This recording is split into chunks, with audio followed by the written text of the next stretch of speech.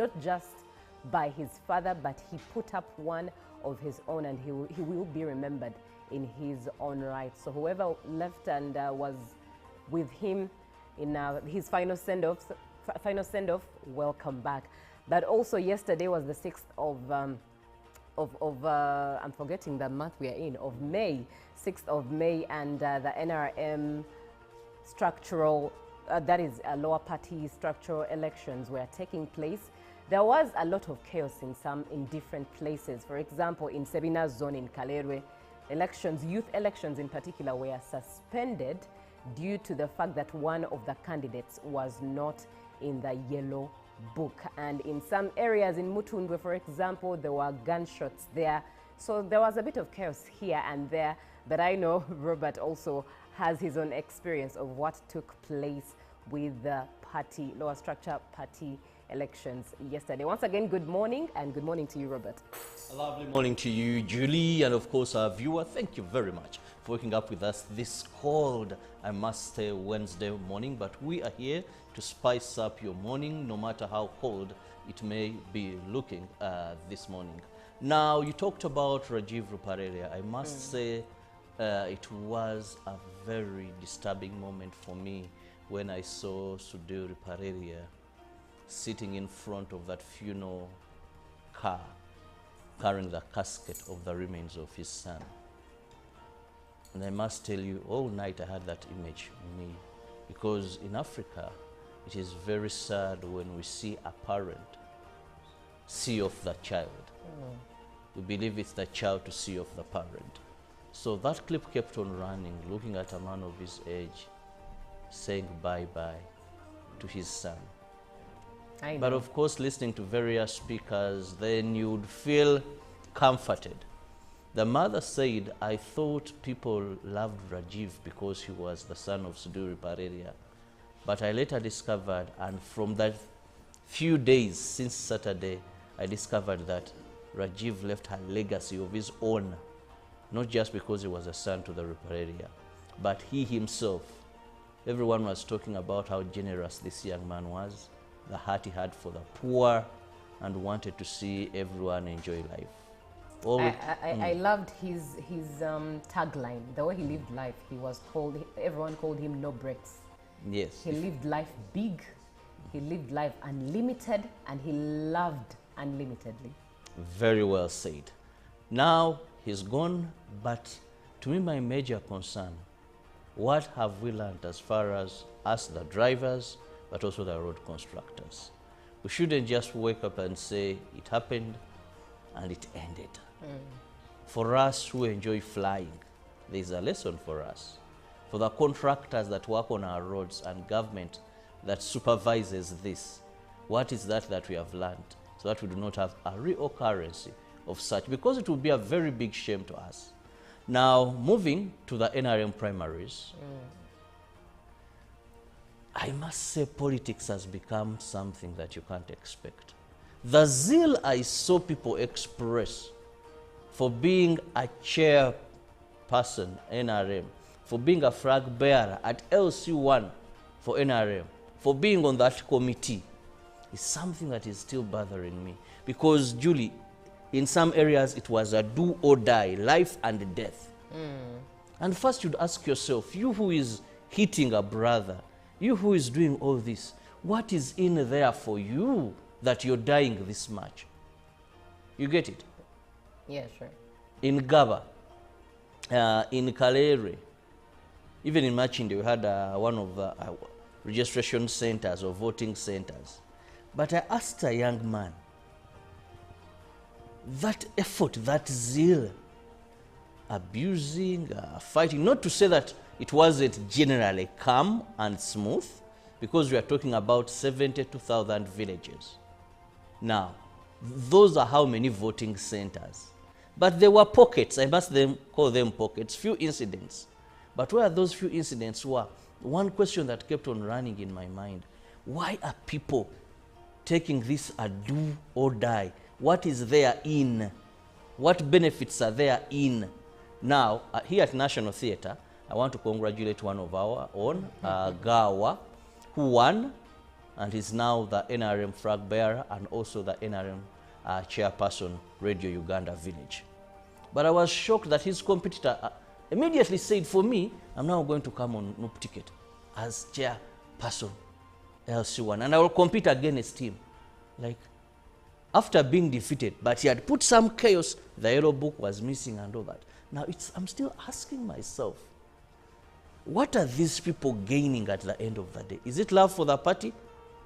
One would say yes, but then if someone says after being defeated, I'll cross over and get a ticket and still come and defeat you. That also speaks into the breed of politicians that we currently have as Ugandans, the breed of politicians and parliamentarians that we are sending to parliament. That speaks into the quality of the people who are deemingly supposed to serve us, but actually they are not serving. They're there for the political benefit of power, but not for servant leadership.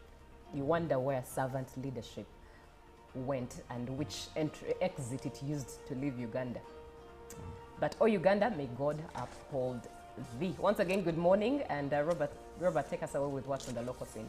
Well, we'll begin with NRM party lower structures, where President Yoweri Museveni embraced the grassroots voting of the National Resistance Movement Party at His Eminence Cardinal Emmanuel Nsubuga Primary School polling station in Rachitura, Kiruhura district. President Museveni did not participate in the voting process, which was by lining behind a particular candidate. He took part in the station's baraza, which verifies party supporters. The First Lady and Minister of Education and Sports, Janet Kataha Museveni, who also serves as the NRM party chairperson for Ntungamo district, joined NRM supporters in Ruguma Cell, Kikoni Parish, Ntungamo sub-county to participate in the baraza aimed at verifying the NRM party register and conducting elections for village-level NRM structures.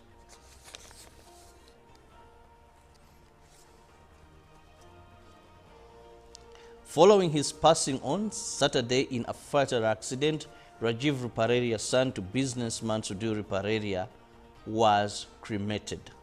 The funeral started off with a procession from the Ruparelia family home to Lugogo base. Mourners witnessed steps taken before cremation, including this moment where they walk past the body praying and dropping flowers. Family and friends of the Ruparelia described the late as a selfless person. Speaking for the first time since the passing of Rajiv, city businessman Sudhu Ruparelia, together with his wife, said their son was a talented and a fast learner. Also in attendance was the former Prime Minister, Amama Mbabazi, Buganda's Prince Wasajja, among other dignitaries. President Museveni also sent his condolences through the Speaker of Parliament, Annette Among, reminded mourners of the contribution that Ruparelia family had added to the development of Uganda's economy. President Museveni contributed 50 million shillings cash. At the time of his death, Rajiv was the managing director of the Ruparelia Group. He died on May 3rd this very year in a car accident at Busabala flyover in Wachiso district.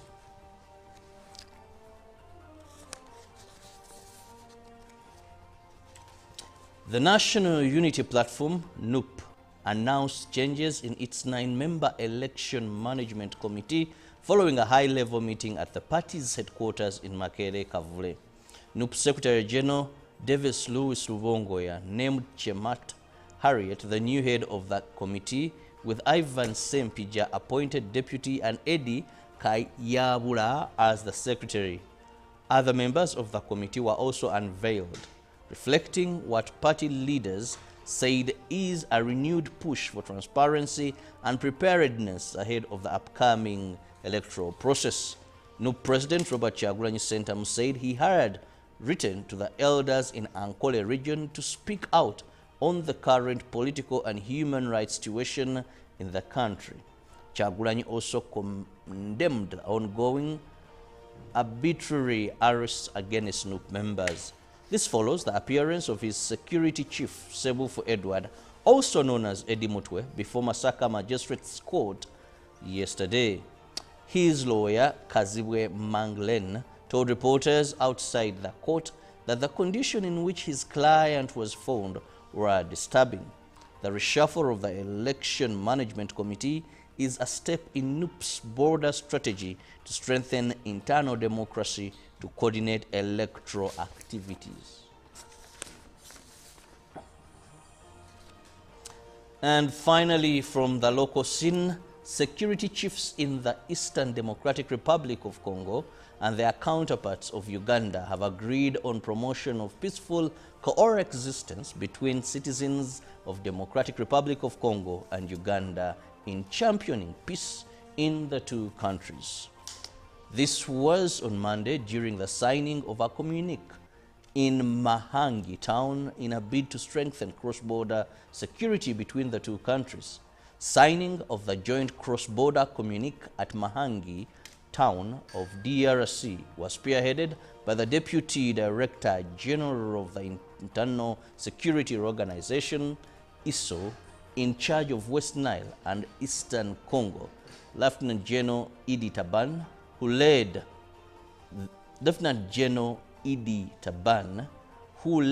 a Ugandan delegation, and Colonel Disonia Lalu Jakis, the administrator of Mahangi territory, who led the Congolese delegation. According to Lieutenant General Idi Taban, there is need to educate citizens from both sides to understand the importance of coexistence as a tool to peace between DRC and Uganda. In charge of Mahangi Liaison Sector, Catherine Akum Mavenjina appreciated the collaboration between presidents of Uganda and DRC for the initiatives they have created for peace in communities. Colonel Disonia Laul Jekiz, the administrator of Mahangi territory, reaffirmed his commitment for good relations existing between the two presidents of Uganda and DRC. The communique focused on cross-border security, countering cross-border crimes, cooperation of immigration, and promotion of cross-border trade, among others.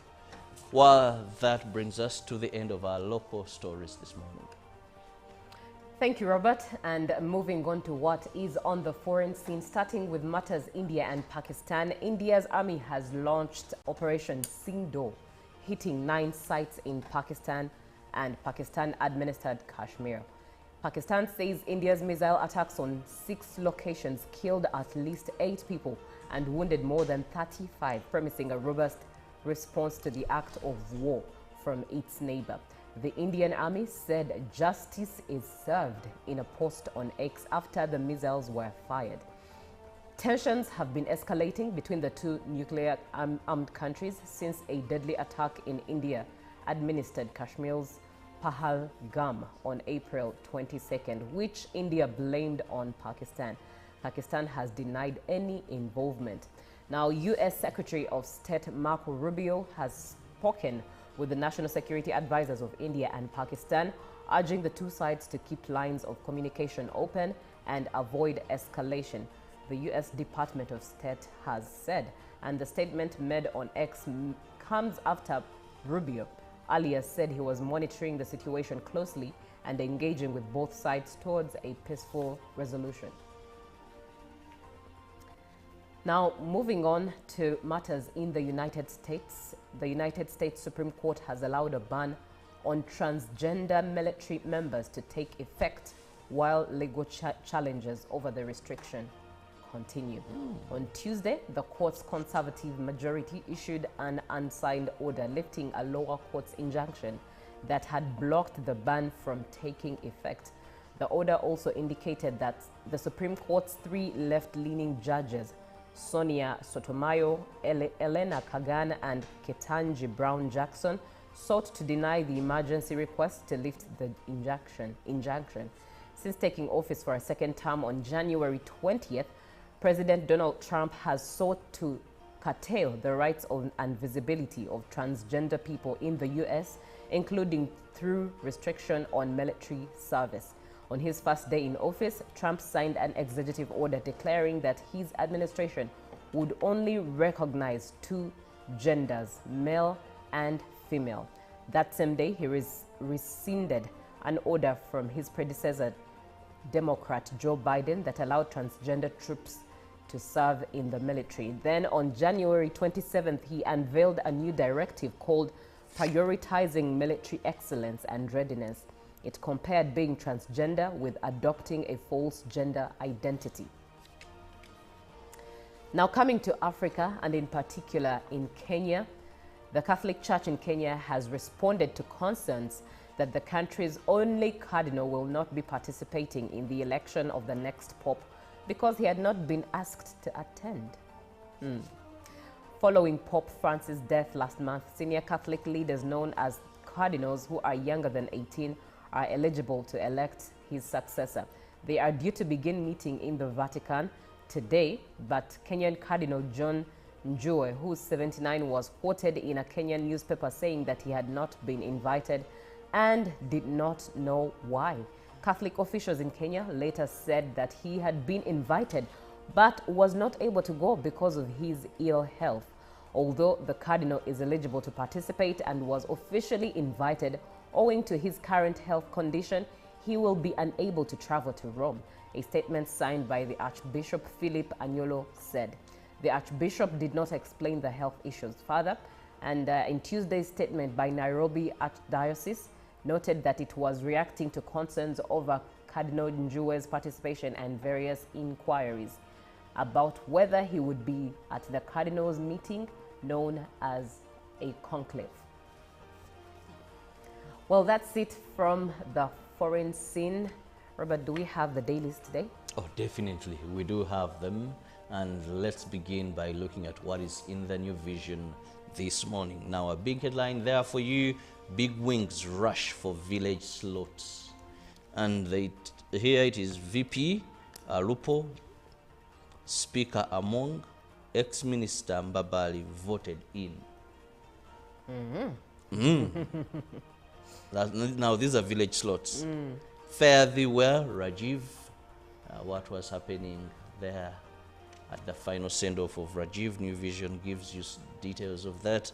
But also, Uganda Kingdom government disagree on debt claim. There's the Katikkiro of Buganda, which Tiwa Charles Peter Maiga there. And Vatican to cut phone signal during Pope election. Yes, they enter the conclave today, and it is very tight in there. Then Mwalimu's fruits of new curriculum, they give you that. But also we have government to give children free egg powder. Okay, now the feeding issue there comes in. And still the New Vision gives you more regarding what transpired yesterday during the lower level structural voting for the NRM party. Allow me quickly move to the daily monitor, where cheers gears in NRM elections. So they simply tell you what transpired there. The words joy, but also more. Still emotions run high as Rajiv's family, at Rajiv's final journey. Well, they are carrying a casket containing his remains. That moment was heartbreaking. To see father his father, yes. Carrying it. Still moving on. There is so much for PLE, primary living exams, and the lizard is there for you also, usually making his own views. Now, Daily Nation, job puzzles. What the puzzles are there, what is happening. Revealed names of 32 recruitment agencies banned by government. Now, which are these? And still we see why teachers are still stuck with mindset for medical cover. And the IBEC 2027 election managers selected. Our brothers and sisters will be heading for election soon. Now we move to the citizens, where the citizen, here we have court orders ensures physical presence at false information case. and what Mozambican leaders' first Tanzania visit means. Now, government banks on affordability in clean cooking campaign. 95 farms face revocation of mining license, and still there we see 15 trillion shilling in there, but also the Citizen gives you more regarding the top owners at Samia Kalumu's award. Who are they? Well, they give you more of that. And that is what the dailies are containing this morning. Thank you, Robert. Now, on 5th May, which was Monday, it was International Nurses and Midwives Week. And after the break, we shall be delving into a conversation regarding that. But for now, good morning. Let's have a break with an amazing song from Rihanna, Lift Me Up. Live from UBC Studios in Kampala, this is Good Morning Uganda.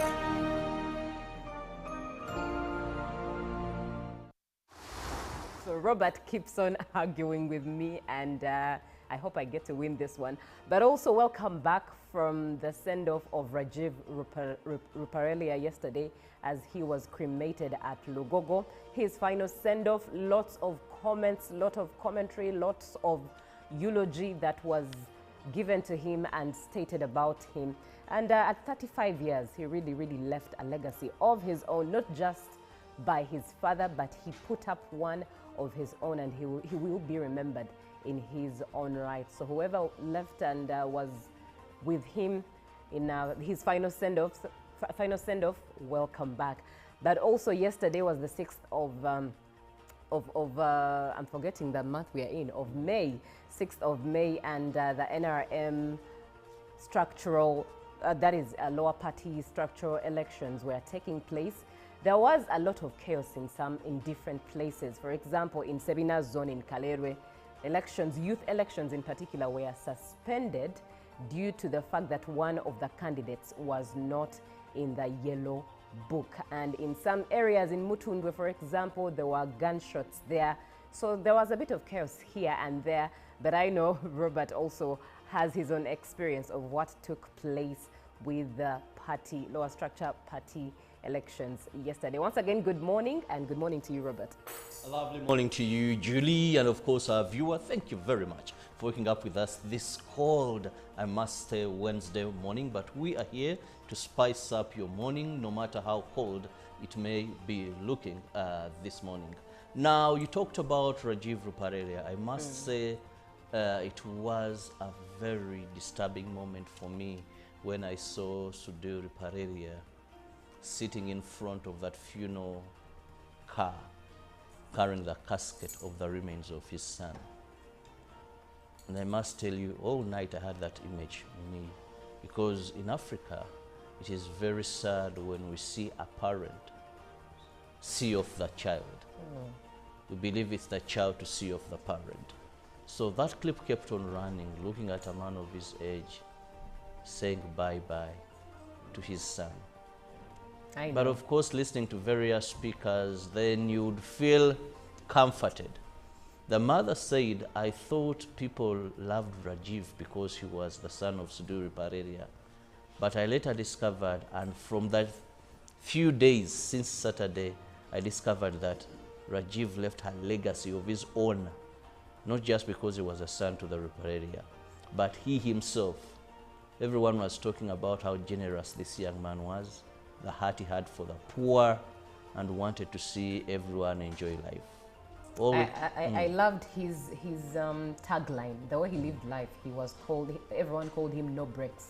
Yes. He lived life big, he lived life unlimited, and he loved unlimitedly. Very well said. Now he's gone, but to me my major concern, what have we learned as far as us, the drivers, but also the road constructors? We shouldn't just wake up and say it happened and it ended. For us who enjoy flying, there's a lesson for us. For the contractors that work on our roads and government that supervises this, what is that we have learned, so that we do not have a reoccurrence of such? Because it would be a very big shame to us. Now, moving to the NRM primaries, I must say politics has become something that you can't expect. The zeal I saw people express for being a chairperson, NRM, for being a flag bearer at LC1 for NRM, for being on that committee, is something that is still bothering me. Because, Julie, in some areas it was a do or die, life and death. And first you'd ask yourself, you who is hitting a brother, you who is doing all this, what is in there for you that you're dying this much? You get it? Yeah, sure. In Gaba, in Kalere, even in Machinde, we had one of the registration centers or voting centers. But I asked a young man, that effort, that zeal, abusing, fighting, not to say that it wasn't generally calm and smooth, because we are talking about 72,000 villages. Now, those are how many voting centers. But there were pockets, I must call them pockets, few incidents. But where those few incidents were, one question that kept on running in my mind, why are people taking this a do or die? What is there in? What benefits are there in? Now, here at National Theatre, I want to congratulate one of our own, Gawa, who won and is now the NRM flag bearer and also the NRM chairperson, Radio Uganda Village. But I was shocked that his competitor immediately said, for me, I'm now going to come on Noop ticket as chairperson, LC1, and I will compete against him. Like, after being defeated, but he had put some chaos, the yellow book was missing and all that. Now, I'm still asking myself, what are these people gaining at the end of the day? Is it love for the party? One would say yes, but then if someone says after being defeated... committed to keeping you informed and engaged on key national matters. So these are huge, these are powerful organizations which now Uganda chairs. Why don't you come together? If we haven't migrated to the e-card because of various reasons, including that not all the people of Uganda have smartphones. You can sit in your house, apply for a passport. If you have a Ugandan who has a successful logistics firm in the US, it means he can come to Uganda and do a lot more. Now airing every Monday at 8:30 p.m. with me, Jethro Kasaiji, your interface with the government only on your public broadcaster, UBC, Inspiring Uganda.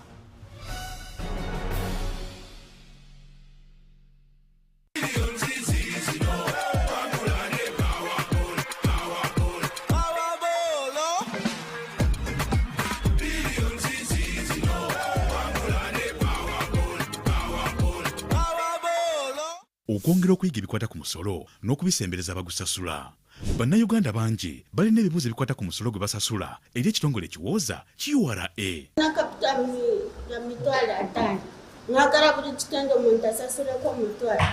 When we come at revenue, they tell us to clear Kitenge at 10,000. Alikuwa nafika kwa mwingine URA na kurespect lazima mzee tuongee. Munaongee. Hakuna fika kwa mwingine na kamata faili yako naweka kwa drawer na yeye. Okutegeera obukulu bw'okusasula omusolo busobola okuyamba okuzza bizinesi yo n'okwewala okufiirizibwanga. Kati osobola okufuna okuddibwamu obutereevu. Sindika ebibuuzo ebikwata ku musolo ng'oweereza obubaka bw'obutereevu ne WhatsApp ku nnamba y'essimu 0794188887 olwo ofuna okuddibwamu okuva ewa kamisona General wa URA John Musinguzi. Laba amawulire gaffe UBC leero buli lwa bbalaza n'olwokusatu ofune okunnyonnyola okulambulukufu okuva ew'omukenkufu. Buuza kamisona. A new dawn on Behind the Headlines with me, Timothy Nyangweso, every Wednesday live in our studios in the heart of Kampala. We have conversations that have analysis, explanation, but not every truth is fact and not every fact is truth. Every Wednesday, 10 p.m. on your public broadcaster.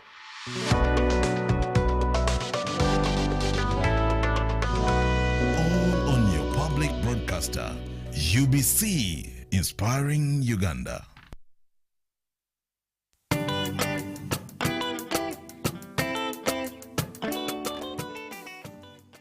ghetto structure okusooka ffe twali twepima nga ghetto structure tenabeerawo bali batugoba nga bintu si byakubeera nga tusobola okumiitinga mu mwali temusobola na kutumiitinga batulaga bagenda tulondesa obukulembeze ne batulaga nti tulina okweteekateeka ne batulaga nti mu bayamba mulina okubeera ne sako era essaawa zino eno n'akasente tukayina mwe kali mu ofiisi tukakozesa ba beneficiaries abantu ab'omu ghetto wansi tuyanziza nnyo His Excellency the President of Uganda Brigadier General Damulira Major Emma Kuteesa House Controller anti-ghetto tumuyita anti-ghetto structure kati mulimu nze nagufuula mulimu ofiisi eno ghetto structure mulimu kati gwenkola sikyalina kyenkola kyonna bannaye ba ghetto youth mwenna bakubiriza ghetto structure yazze n'emikono ebiri ebeere ng'etuyambako oba ng'etujjayo yonna gye tuli ng'etusapootinga mu buli kimu veeyo akasente mwe kali mu ofiisi ak'okwekulaakulanya mutuukire ofiisi ensonga zammwe zonna zigenda kukolebwako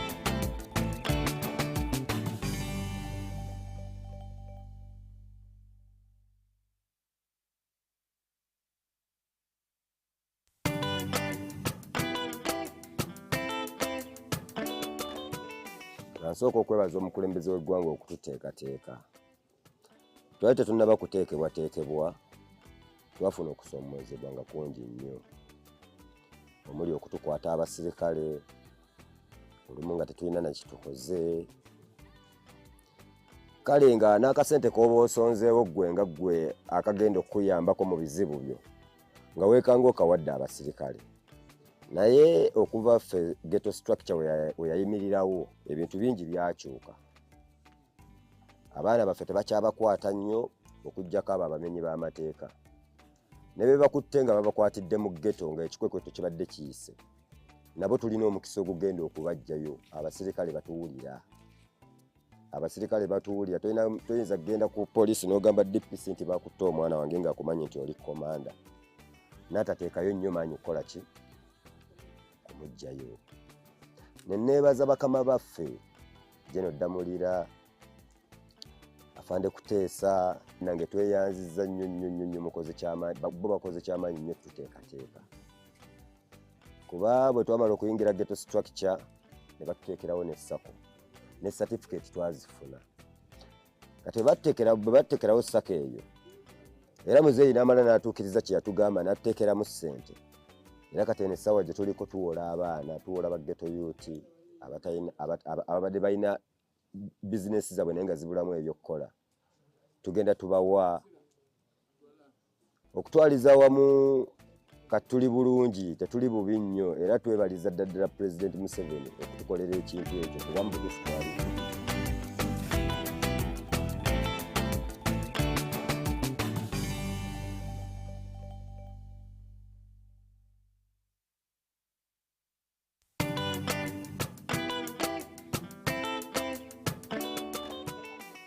Njagala okwebaza olw'enteekateeka eno gavumenti gye yatondawo ey'okulaba nga omuntu wa wansi, omuntu omuwejjero wa ghetto afiibwako.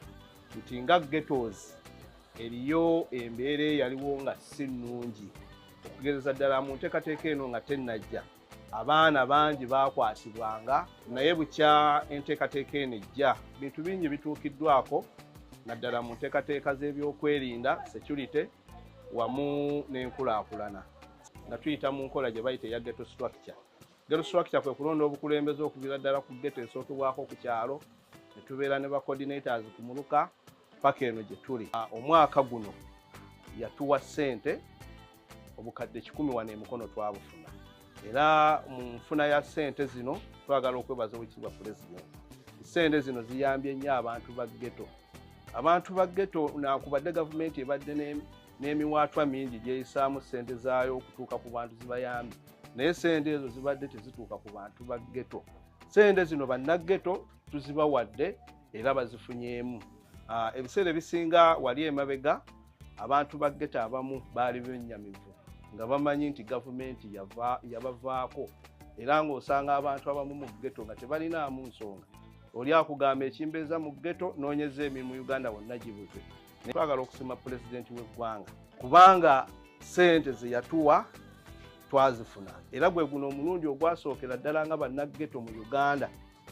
Era twagala okumwebaza okutwagalira ddala n'atuwa ne ku ssente ezikola. Ffenna ffe twagala kumusuubiza nti abalaba gye bamulabira nti akadde ate kati ffe olw'okuba yaakatutandikako tulaba nga yaakavubuka era twagala n'okumulaga amaanyi 26 oba ki ebyatuswaza edda mu mukono twagala okubimalawo mu 2026 tugatteko amaanyi tumwebaze olw'omutima ogwagala abantu ba bulijjo naddala ffe bannaghetto.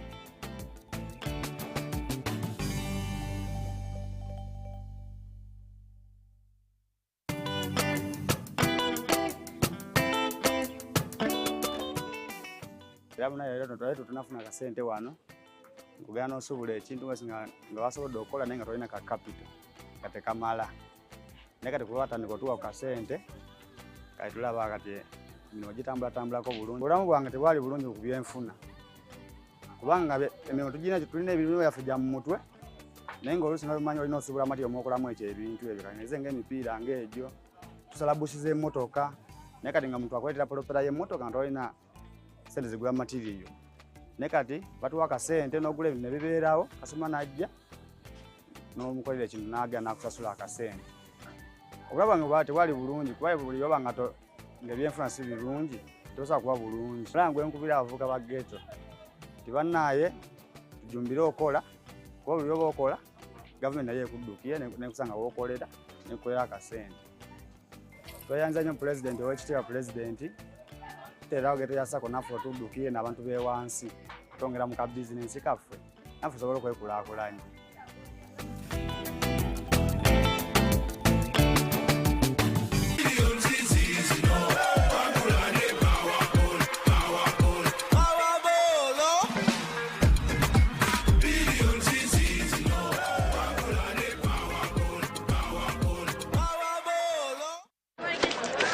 Juko. Yo.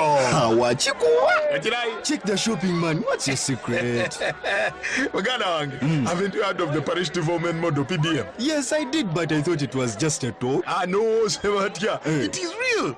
I and a few friends together formed a circle, accessed money from the PDM, invested in a poultry project, and now things are moving.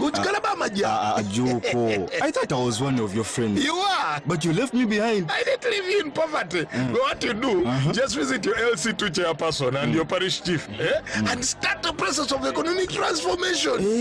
Just like that. Okay. The parish development model is an initiative from the government of Uganda through the Ministry of Local Government designed to transform all lives of Ugandans for the better. PDM, my parish, my development, my life.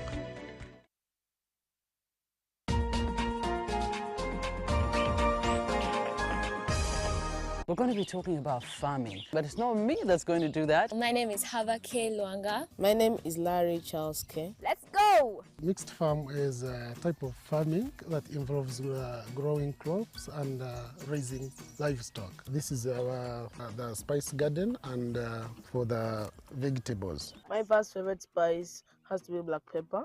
What's black pepper in Uganda? Kamulali or mudagavu. What? We're going to talk about the sechunga. We're going to see how big it is, as big as Larry's head. And then we're going to talk about the mangada. So we're going to get there. We have still so many farms to visit. And I would like to hear from you. This is the Little Farmer Show, and we are bringing coolness back to farming. See you!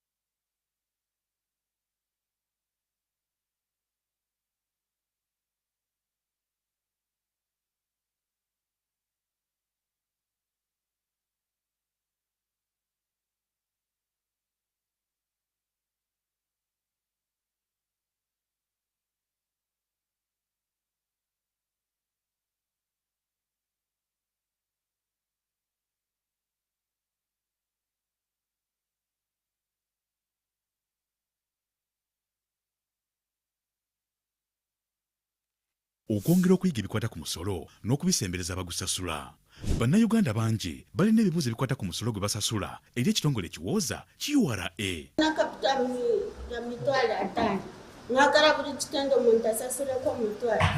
When we come at revenue, they tell us to clear kitenge at 10,000. Alikuwa fika kwa mwingine URA na kurespect lazima mzee tuongee. Munaongee. Hakuna fika kwa mwingine na kamata faili yako kwa drawer na. Okutegeera obukulu bw'okusasula omusolo busobola okuyamba okuzza bizinesi yo n'okwewala okufiirizibwanga. Kati osobola okufuna okuddibwamu obutereevu. Sindika ebibuuzo ebikwata ku musolo ng'oweereza obubaka bw'obutereevu ne WhatsApp ku nnamba y'essimu 07941887 olwo ofuna okuddibwamu okuva eka Kamisona General wa URA John Musinguzi. Laba amawulire gaffe UBC leero buli lwa bbalaza n'olwokusatu ofuna okunnyonnyola okulambulukufu okuva ew'omukenkufu. Buuza Kamisona.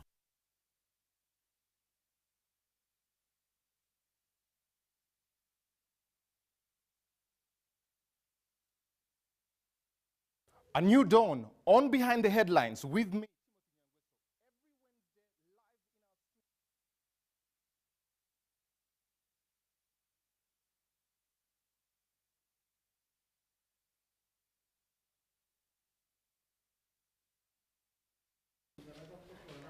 Good morning, Uganda. We do apologize for that technical glitch that took on for some time. We are back again with Robert Chirabo and myself, Julie Nantabamusisi. And really what we are going to talk about is the events that took place yesterday as the NRM took part in the activity of the local structural elections, including the LC1 flag bearers for NRM. Good morning once again, and indeed, let's dive and look at what transpired, how it went, especially looking into, as we compare the interview we had with the Secretary General for the NRM party, Honorable Todong. Good morning, Robert. Good morning to you, and of course our viewers. Thank you very much for being with us on UBC TV till now, as we are back with what transpired yesterday. Yes. Generally, we can say it was a success to the NRM party, because apart from some part of the country that is going to be holding their lower level structural elections today, because they had a market yesterday, and they asked the NRM leadership that that market is very important for them. So let them have their exercise today. But nationwide, we can say all parts, almost majority, and 99%, did have the elections kick off and take place. We can't rule out that there were some pockets. In Machindi, there was a time where I saw even an extent of firing bullets, live bullets, to disperse people who had gone. Would I call it so zealous, or would I say to the extreme?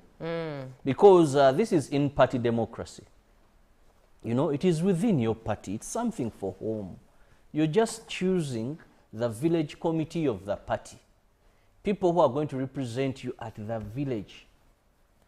You're just choosing a flag bearer when it comes to LC1, as other political parties and independents are bringing theirs, so that even your party, your flag bearer, is able to carry your flag to see you through.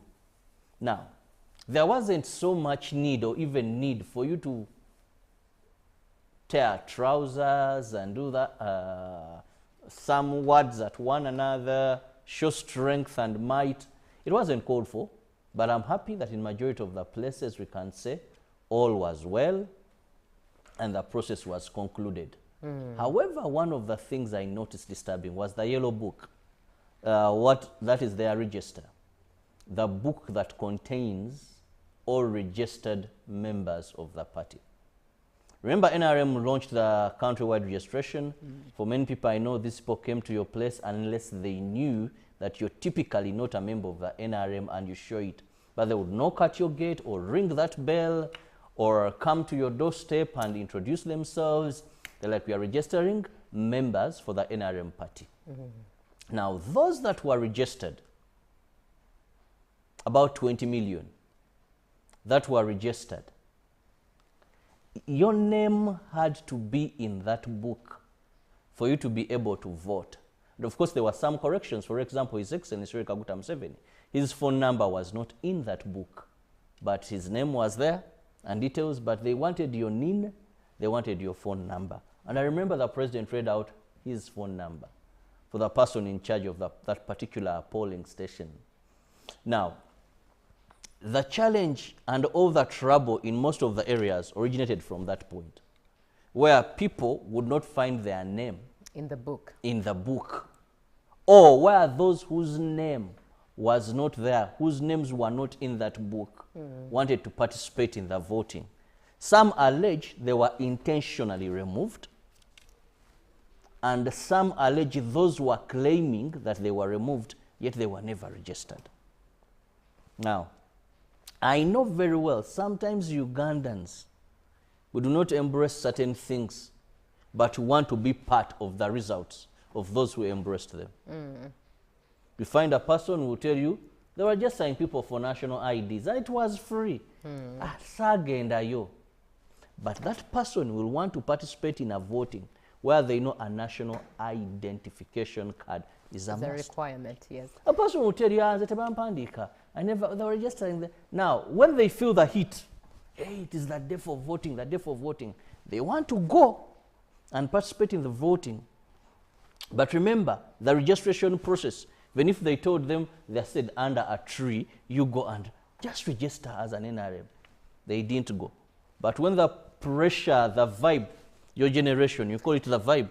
Now that heated moment, you want to be part of the voting exercise. Right. That speaks into our culture as Ugandans. There are certain things that we need to change as a culture, just in our nature. And when Robert says that, it also reminds me of the culture of keeping time. It's a thing for Ugandans to just always not keep time, and it's okay and it's normal. But let's also look at some of the highlights that transpired from the primaries. And indeed, like you mentioned, that it was on a general whole a success. It had a high voter turnout in districts like Hoima, Chikube. You know, there were commendable numbers for voter turnout that reflected great mobilization and effective mobilization on the side of NRM at grassroots level. But also, there were quite a number of unopposed candidates. And the Speaker of Parliament, notably, was amongst the unopposed candidate for the chairperson of Kapobong Village, that is for the Women's League. She went through unopposed, but also VP Alupo for the chairperson of veterans in her area. I loved watching her take the queue, stand, and people queue behind her. About, I think, if I remember correctly, 105 people stood behind her, and only 5 stood behind her candidate. And that is how she won the chairperson of the veterans in her area. Very interesting events that took place there. But what does this paint, do you think, what do you think paints for the upcoming primaries? Well, first, we should note that this still reflects on the strength of NRM. Let me tell you, NRM having the ability to field a candidate, let's begin with their party structures and these leagues that in 72,000 villages across the country, you're able to field your flag bearers. Now, don't forget that this flag bearer, either they win or they lose. We assume if they understood the gospel of multi-party dispensation, that is already a vote for NRM at every elective position. And I beg to be understood, if they properly understood multi-party dispensation, whereby my vote for my party candidate. Now, either parliamentary, okay, parliament you would say a constituency, but let's go at presidency. That means President Museveni, as the NRM candidate, already has 72,000 votes. Rest assured, if they understood multi-party dispensation and they are loyal to their party. Now, remember, every every chairperson of the NRM has a committee of people, about 8. Now, add those votes as well. That even before this person begins to campaign, there is a bunch of some votes already there. Now, if you are to look at how many votes each of these won with, and their opponent, count that, that already reflects the number that they have in the basket and assured. Sure. The only problem I saw that can change those statistics is, once you're in the yellow book, you may not have your NIN, but you are registered, remember. Now, how do you transform these that do not qualify for the national election to be able to vote? Do you still have the time? That is a challenge you raise, but the other challenge I've noticed, I've had a chance to participate in over the years.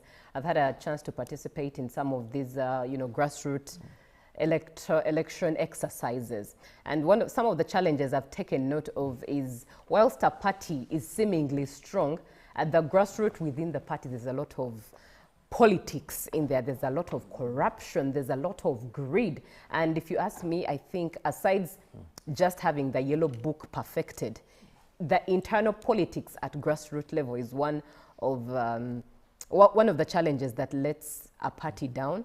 A party like NRM, very strong, very organized, very calculative with the way it organizes and with its numbers. But then you notice that within the internal politics of just who is contesting for the post of chairperson, who's contesting for the post of woman chair, who's contesting for the post of youth, who has the bag, how are some of them actually slide in upon people from the opposition, but just for the money, because they want to remain with some of the money that is supposed to cater to the logistics of the exercise.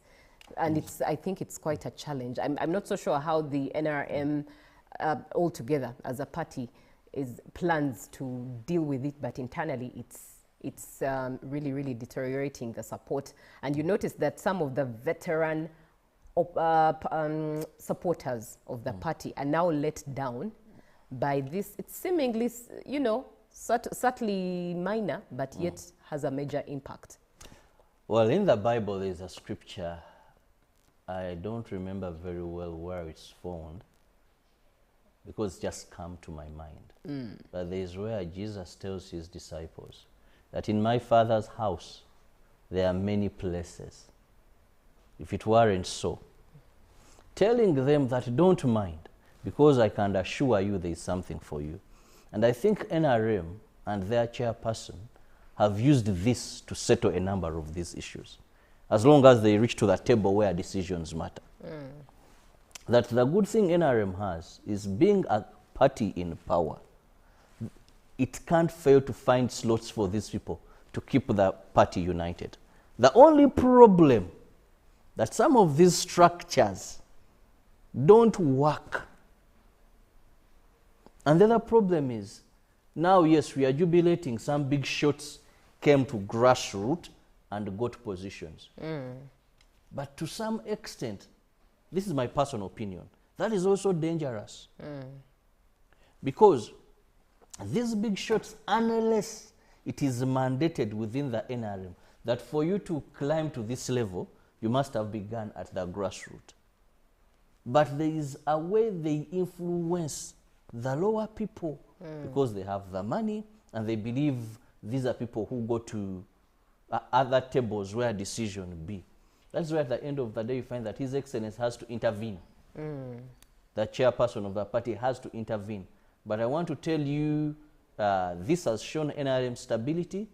It has shown NRM strength by virtue of being able to conduct this election and how organized NRM has. The few pockets we've noted cannot be compared to the general success this exercise registered. Right, that is the road to 2026. We are watching the space and we shall bring it all to you as it comes. Good morning, Uganda.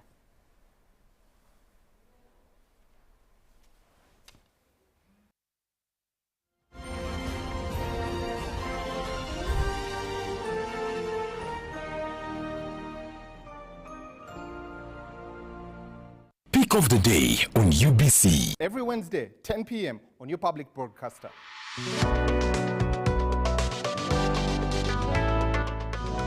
Was brought to you by You can now get all the Chibuzi out with MTN voice bundles. Call all networks. Kubei Dondoro. Buy a 25-minute voice bundle for only 1,000. Or buy any daily voice bundle of your choice. Dial *100 *21# and select daily, or use the My MTN app. When we talk together, we are unstoppable.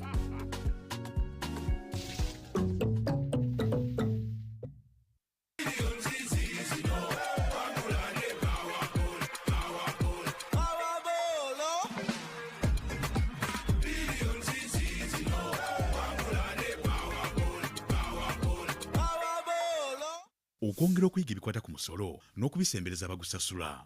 Bannayuganda bangi balina ebibuuzo ebikwata ku musolo gwe basasula eri ekitongole ekiwooza URA.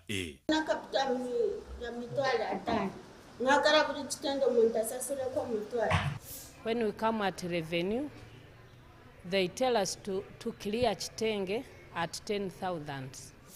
Alikuwa nafika kwa mwingine URA na kurespect lazima mzee tuongee. Munaongee.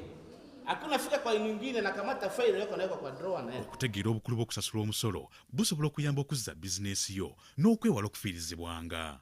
Kati osobola okufuna okuddibwamu obutereevu. Sindika ebibuuzo ebikwata ku musolo ng'oweereza obubaka bw'obutereevu ne WhatsApp ku nnamba y'essimu 0794188887. Olwo ofuna okuddibwamu okuva wa kamisona General wa URA John Musinguzi. Laba amawulire gaffe UBC leero buli lwa bbalaza n'olwokusatu ofune okunnyonnyola okulambulukufu okuva ew'omukenkufu. Buuza kamisona.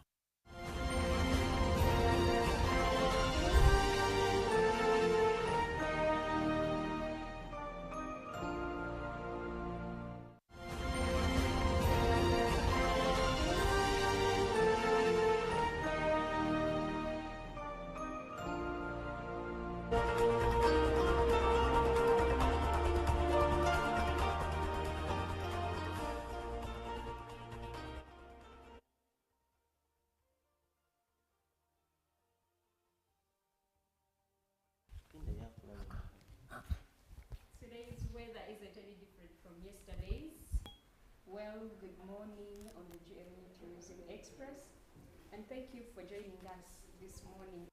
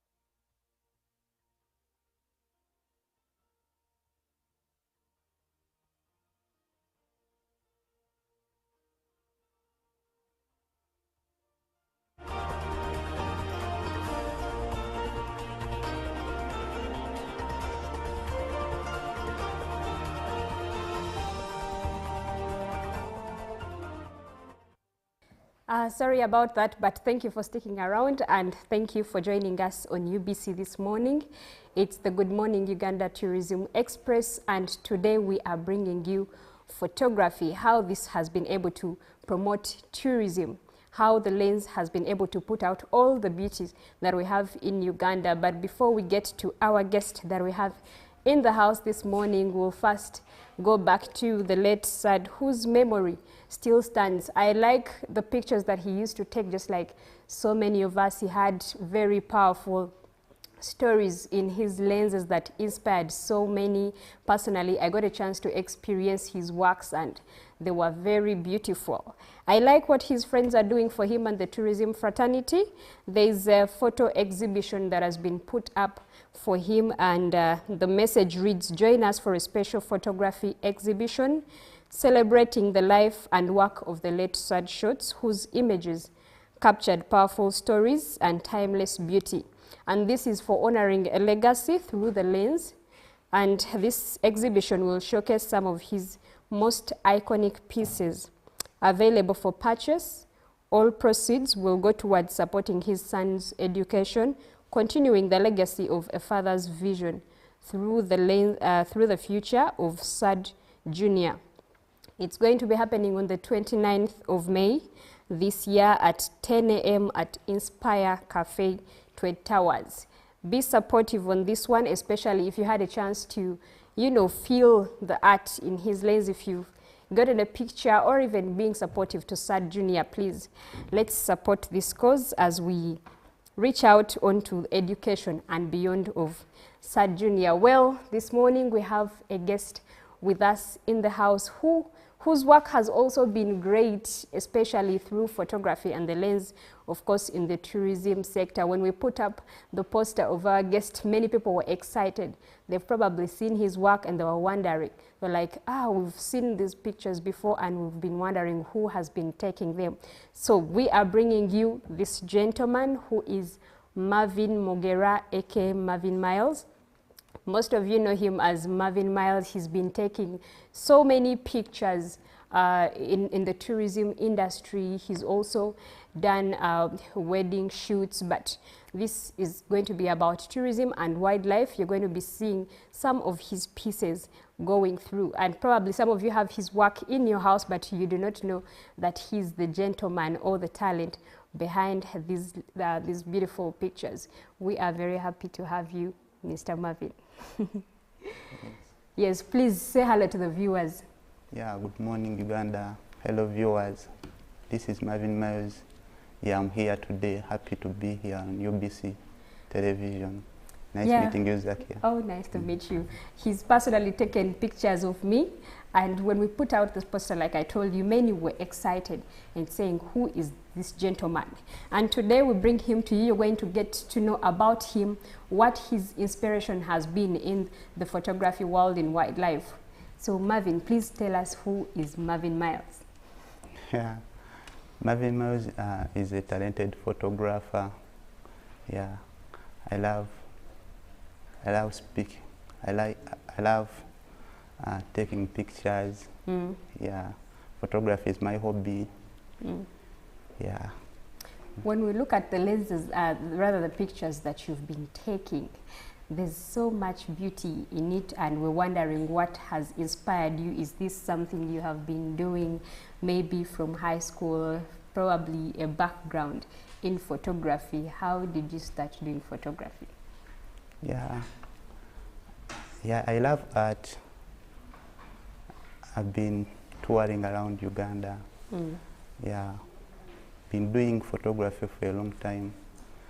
At first I used to take pictures for my personal, it's something I love to do. Yeah. More like a hobby. More like a hobby. I love taking pictures of my friends. When my friends are happy, I'm also happy. At times I take pictures. At times I take pictures and people say like, how did it happen? Unaware. Unaware, yeah. And most people love unaware pictures, including myself. By the way, photographers usually have this thing of surprising us. You get to realize that a picture of you was taken when you weren't actually in for it and you had not known that that was in. But we would like to know what inspires you to take Ugandan photography over the beauty. Yeah, Uganda is unique. Uganda, we are blessed. We have the best. We have the best climate. We have the best physical features.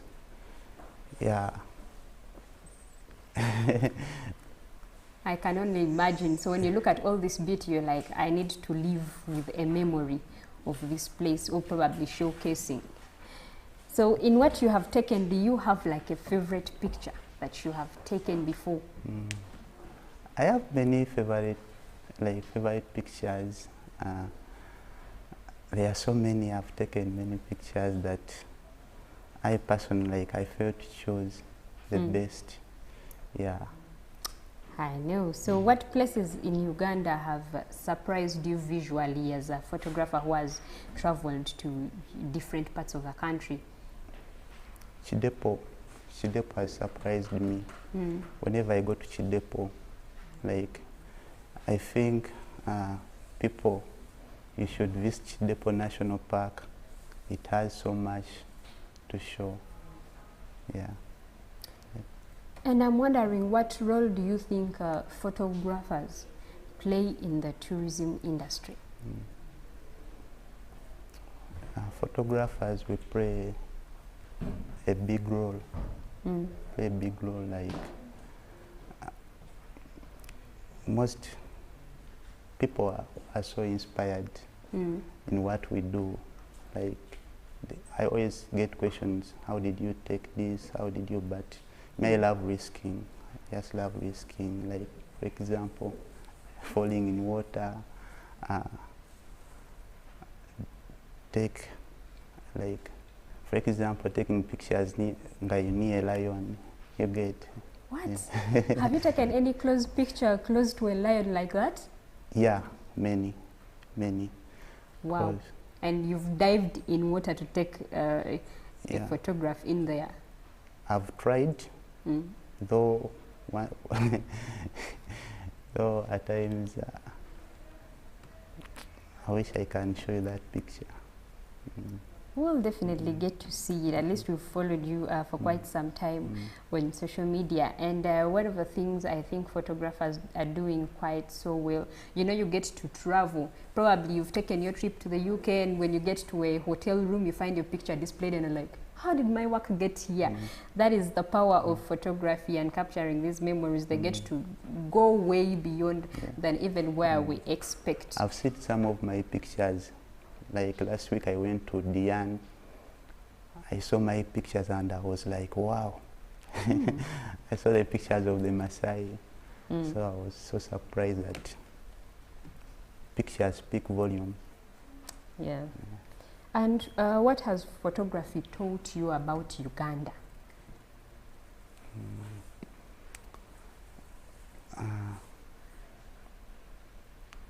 Photography has taught many things. Though I haven't done like 20% of what I should do, but photography has taught me to be humble. Yeah. You feel like I need to do more? I need to do more. I need to showcase more things. Yeah. And the other time I was sharing my experience, I have visited so many parts of the country, but every time you go to these places, it's like you have not been there before. True. Yeah, and that is just the beauty, I think, that you also experience when you capture these memories. Yeah. What are some of those places that you look up to and want to photograph that you have not photographed before? Yeah, Mountain Renzori, Kasese. Every time, like, every time, like, I want to go there, it's like I'm not yet ready because of the challenges, the weather, the oxygen there, the climate. But I want to try it out. I want to try Dore Island. I think those are the few places that I haven't visited. Yeah. And we believe photographers like you do have a vision of wanting to do so much in the industry, but sometimes there are, of course, things like financial constraints. Yeah. What are some of the challenges that you meet alongside what you do? The challenges are many, but we try to manage them. For example, the security. You'd be like, you want to take a nice picture of Kampala city in the morning, you remove your camera, they say you know photography, know what. Those are the, but we would like to showcase Uganda, but most of the people, like security agents, they fear cameras. Yeah, you find us like, you can't risk. Yeah, that limits you a little bit. Yeah. That's a call as well that I can talk about. Let's be cooperative in this aspect, just like what you explained, how you went to Diani and found, you know, your piece there. So let's make it accessible for these people to capture the beautiful memories so that we get to market Uganda on a broader level. I have seen a lot of your work on social media. Yeah. How has the reception been like?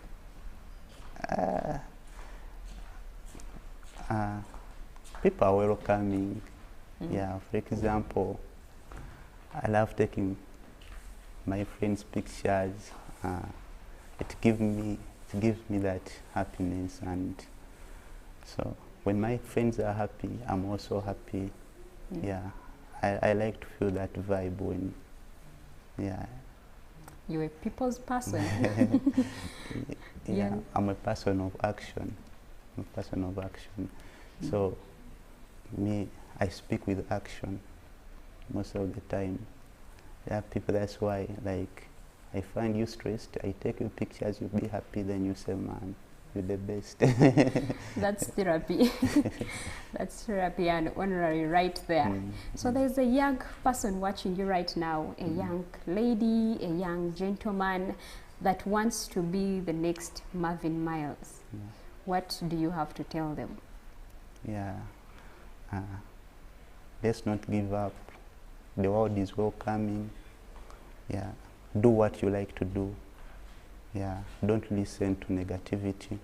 Let's push Uganda. Uganda is a beautiful country. There is so much. There's so much for everyone out there. Yes, Stay the market thin. is big. The market is big, yeah. Yes, and there's one thing I usually don't like to leave out behind. Entice these people to love their country. Tell them about your experience as a person who has traveled and taken memories. What is it that they are missing out on? Guys, you're missing a lot. You can only, I don't know what to say, but guys, you're missing a lot. You come, we showcase Uganda. If you're having a phone, take pictures. Let's talk good thing about Uganda. Let's be passionate. Yeah. Let's meet this month, 21st, Cooperative, Part of Africa, Tourism Expo. I'll be there. I'll take those moments. Yeah. Yes, I've seen you do a number of those actually. Most of the Explore Uganda events, you talked about Powate. It's actually counting down, 13 days down, getting closer. He's going to be there to capture your memories. And he talked about one interesting thing. Take your phone and capture these memories. Post them and showcase the beauty of Uganda. Let's say good things about our country. It's already beautiful. We don't have to do much. We've been blessed about it.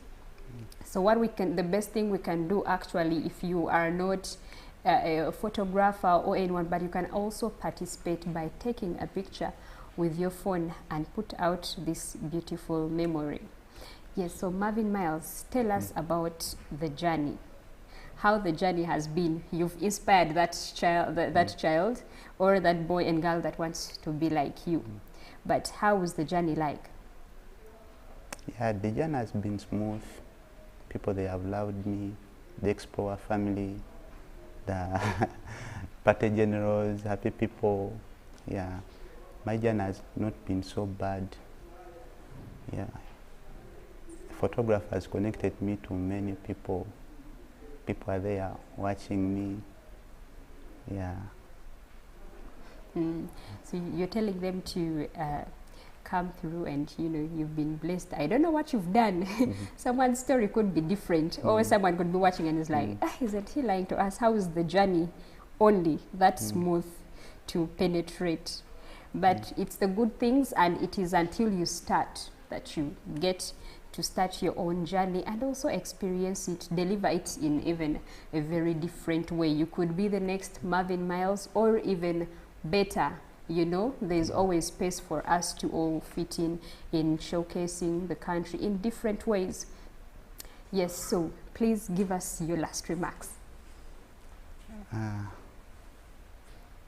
Thanks for loving our country. Thanks for welcoming us. We are so sorry you lost sad shots.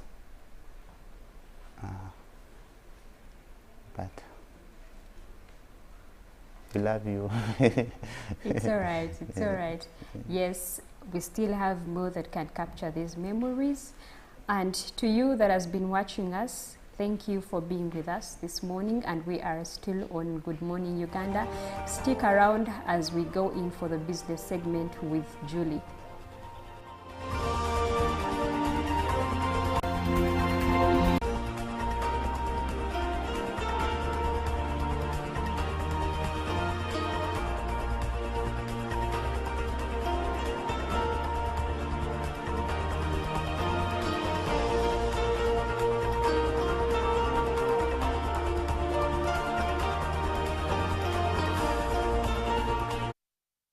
okwongera okuyiga ebikwata ku musolo n'okubisembereza abagusasula. Bannayuganda bangi balina ebibuuzo ebikwata ku musolo gwe basasula eri ekitongole ekiwooza URA.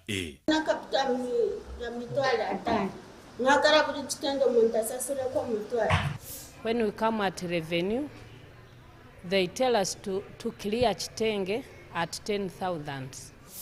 Alikuwa nafika kwa mwingine URA na kurespect lazima mzee tuongee. Munaongee.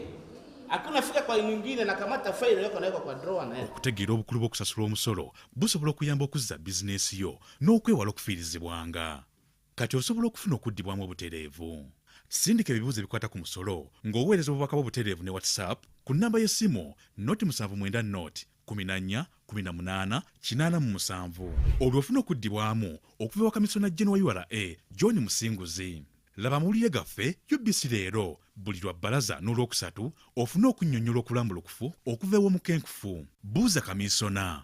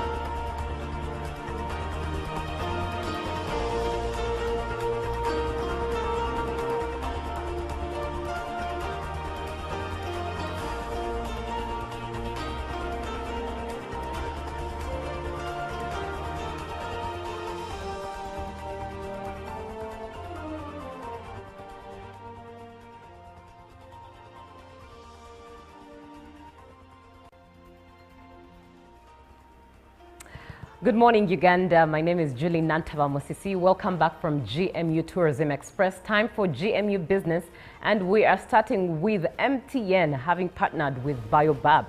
Baobab Uganda under MTN Uganda has boosted Uganda's digital connectivity and unveiled its newest and shortest fiber optic route, the Uganda Railway National Long Distance from Malaba to Kampala. The 260-kilometer route connects Kampala to the Kenyan border and links directly to Baobab's subsea cable landing stations in Mombasa, Kenya. Now, this fiber optic route comes with targets of expansion of digital infrastructure along the East African corridor. And it is in collaboration with Uganda Railway, on whose rail network Baobab deployed fiber to enhance connectivity and provide high-speed internet. The new route supports over 1 terabyte of capacity and offers low latency, high redundancy connectivity to key data centers in Kampala. The launch of this fiber optic route aligns with Uganda's national agenda to digitize services, expand connectivity, and close the gap between urban and rural access. Baobab's fiber comes as a great addition to existing MTN fiber cables along the Busia, Jinja, Mabira, Kampala, Malaba, Kamuli, Kayunga, Jinja, and all other routes. Now let's move on to matters. NEMA, the National Environmental Management Authority's Executive Director, Barirega Akankwasa, has made a clarion call to all plastic liquid consumers to recycle the plastics for use to protect the environment from plastic wastes. Now, NEMA is collaborating with all plastic manufacturers to reuse their products into other important items and preparations. This is in preparations for World Environment Day scheduled for June 5th, 2025 in Kabale. And NEMA has put in place activities like tree planting in Chigezi region to restore the lost trees and waste management, among other activities. Now, let us look at matters US and China as these two continue to fight in a trade war. Well, US and China officials are set to start talks this week to try to de-escalate a trade war between the world's two biggest economies. Chinese Vice Premier He Lifeng will attend the talks in Switzerland from 9th to 12th May, and China's Ministry of Foreign Affairs confirmed this. Now, the U.S. Treasury Secretary Scott Bessent and U.S. Trade Representative Jamieson Greer will represent Washington at the meeting, their offices confirmed as well. Since returning to the White House, President Donald Trump has imposed new import taxes on Chinese goods up to 145%, and Beijing has hit back with levies on some goods from the U.S. of 125%.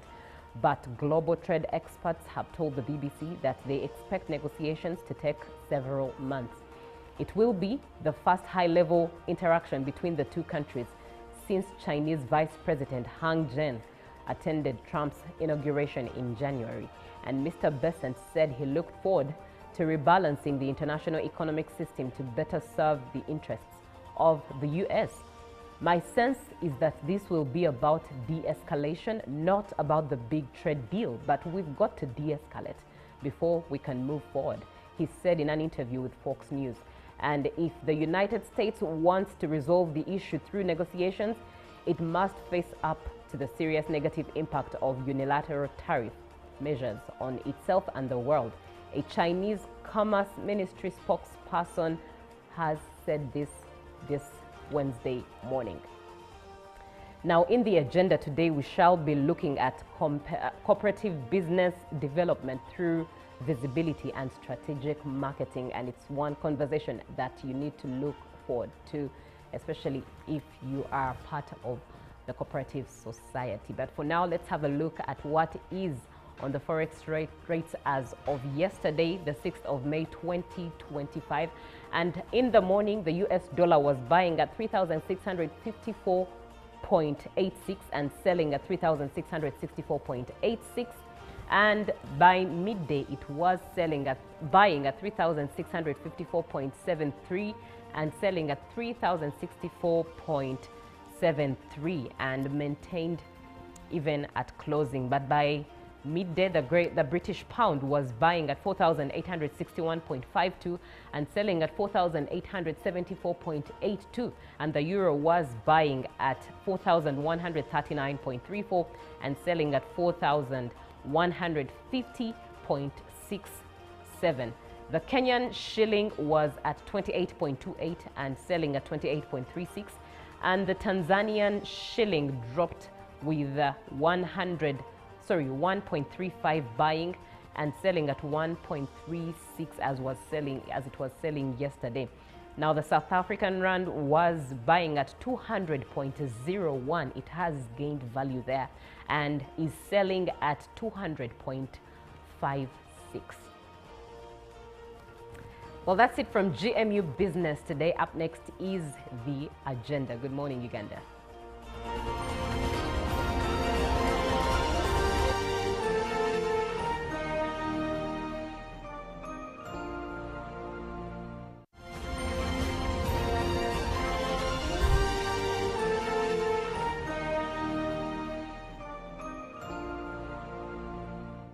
Of the day on UBC. Every Wednesday, 10 p.m. on your public broadcaster.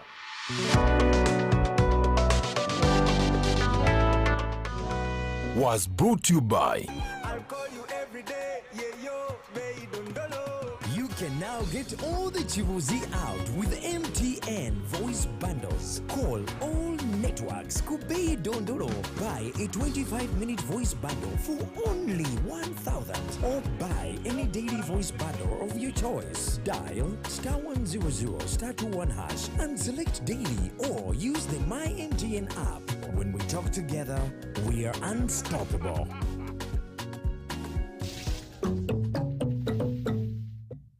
A new dawn on Behind the Headlines with me, Timothy Nyangweso. Every Wednesday, live in our studios in the heart of Kampala, we have conversations that have analysis, explanation, but not every truth is fact, and not every fact is truth. Every Wednesday, 10 p.m. on your public broadcaster.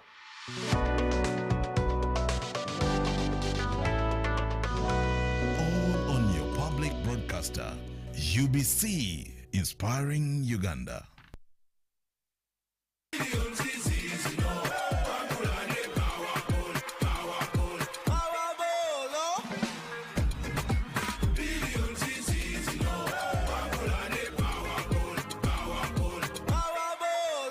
okwongera okuyiga ebikwata ku musolo n'okubisembereza abagusasula. Bannayuganda bangi balina ebibuuzo ebikwata ku musolo gwe basasula eri ekitongole ekiwooza URA.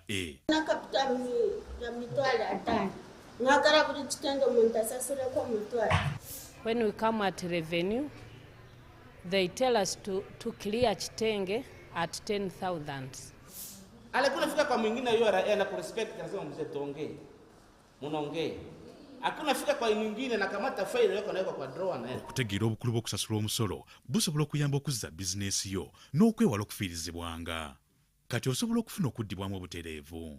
Sindika ebibuuzo ebikwata ku musolo ng'oweereza obubaka bw'obutereevu ne WhatsApp ku nnamba y'essimu 079148887 olwo ofuna okuddibwamu okuva wa kamisona General wa URA John Musinguzi.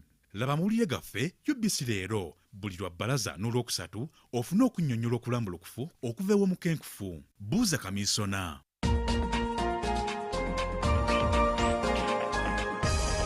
We're going to be talking about farming, but it's not me that's going to do that. My name is Hava K. Luanga. My name is Larry Charles K. Let's go! Mixed farm is a type of farming that involves growing crops and raising livestock. This is the spice garden and for the vegetables. My first favorite spice has to be black pepper. What's black pepper in Uganda? Kamulali or mudagavu. What? We're going to talk about the sechunga. We're going to see how big it is, as big as Larry's head.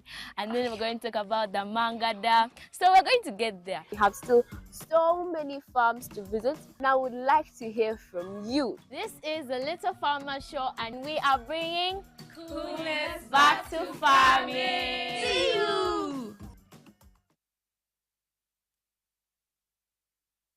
The government's core mandate is to maintain law and order, safeguard citizens' rights, and provide essential public services. Remember, one of the pillars of a roadmap is innovation and entrepreneurship. There has been this question of how are you protecting our indigenous seed? It's going to be a tall project that answers somebody's question. For the past 20 weeks, the front bench has brought you insightful discussions on governance, security, healthcare, justice, and commerce. When you go through this complicated procedure, involve the lawyers, you bring the case against him, the judge will hear you out and pass judgment, and you're out of court in record time.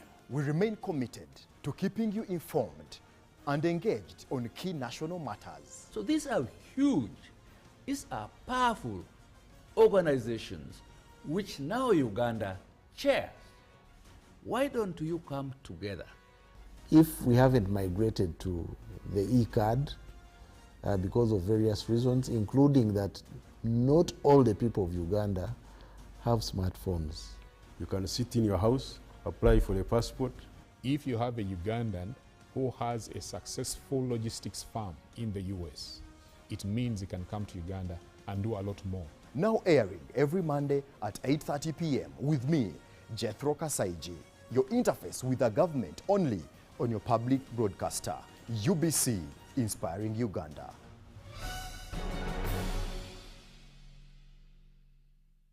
Live from UBC studios in Kampala, this is Good Morning Uganda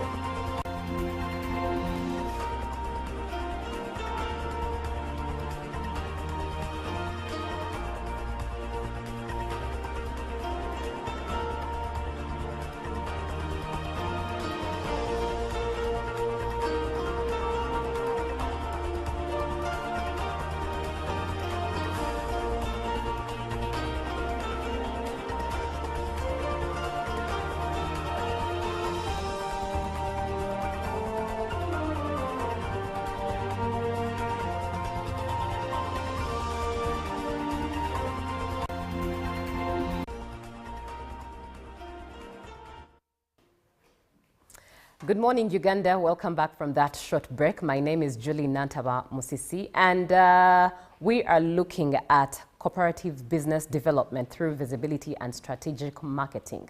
Now, with cooperatives in Uganda contributing to community development, thus national development from different sectors, it means that there should exist some form of way of intentional and strategic marketing, as well as brand visibilities for the different sectors and brands within this space. And obviously, that takes a lot of science, technique, and expertise. Now, in studio today, we have amazing human beings from the Uganda Cooperatives Alliance Limited and CPA Ivan Asimwe, pardon me, CPA Ivan Asimwe, the usual suspect, is with us, and he is the General Secretary of the Uganda Cooperatives Alliance Limited. But with us in studio as well is Mrs. Jacqueline Zawede Ariho, and she is the Communications and Marketing Officer at the Uganda Cooperatives Alliance Limited. Once again, good morning, and let's welcome them. Good morning, CPA Ivan. Good morning, good morning. How are you, Judy? And good morning, all our viewers. I'm really happy to be here. Very well, thank you. It's a very wonderful morning. We have had rain. Yes, thank you for braving the rain. Yes, I tell you, cooperators are always carrying this. Amazing. Good morning, Jacqueline. Good morning, Julie, and it's very nice to be here. Good morning, our dear viewers. Amazing. So I'm going to start with you, CPA Ivan. What makes cooperatives a very powerful model for community and economic development in Uganda? Very fantastic question. First of all, I want to appreciate UBC for always giving us this opportunity. You know, cooperators, there are 18 million in this country. And I know more than half of them are already watching because they love the program. You know, there was no opportunity for people to learn and understand the cooperatives. I remember the first time I was here, people were asking a lot of questions. What's the difference between a SACCO and a cooperative? But those questions are no more. Now people are focusing how best can we develop this country, develop ourselves using a cooperative model. Our viewers, cooperatives begin way back in the story of Genesis. You know, when God created man, he actually discovered that a man could not be alone. He really saw that the man was lonely, he was restless, and that is the first cooperation, where now he creates a woman. Okay. So that the two cooperate and move this country, the whole world.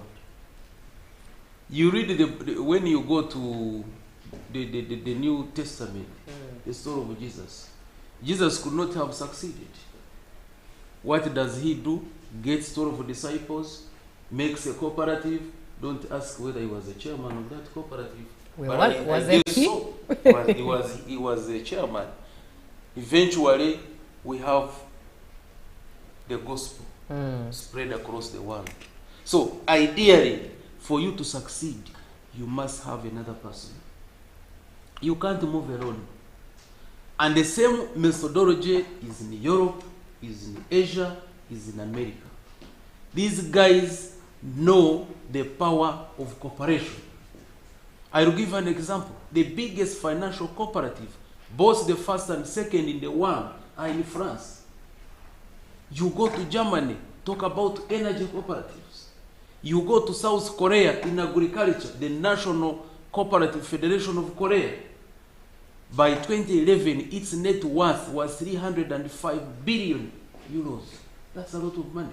You go to Netherlands, a country below the sea. But look at Rabobank Foundation. Very big, it's a giant, it's a circle. Look at Friesland Campina. Very big, giant for dairy farmers. So, I tell you, you go there, that's when you see the power of cooperatives. Come to our neighbors here in Kenya. Look at the Cooperative Bank of Kenya. Look at the circles of Kenya. Look at, my God, CIC of Kenya. CIC is a cooperative insurance company. It's the largest insurance in Africa. Owned by the cooperators.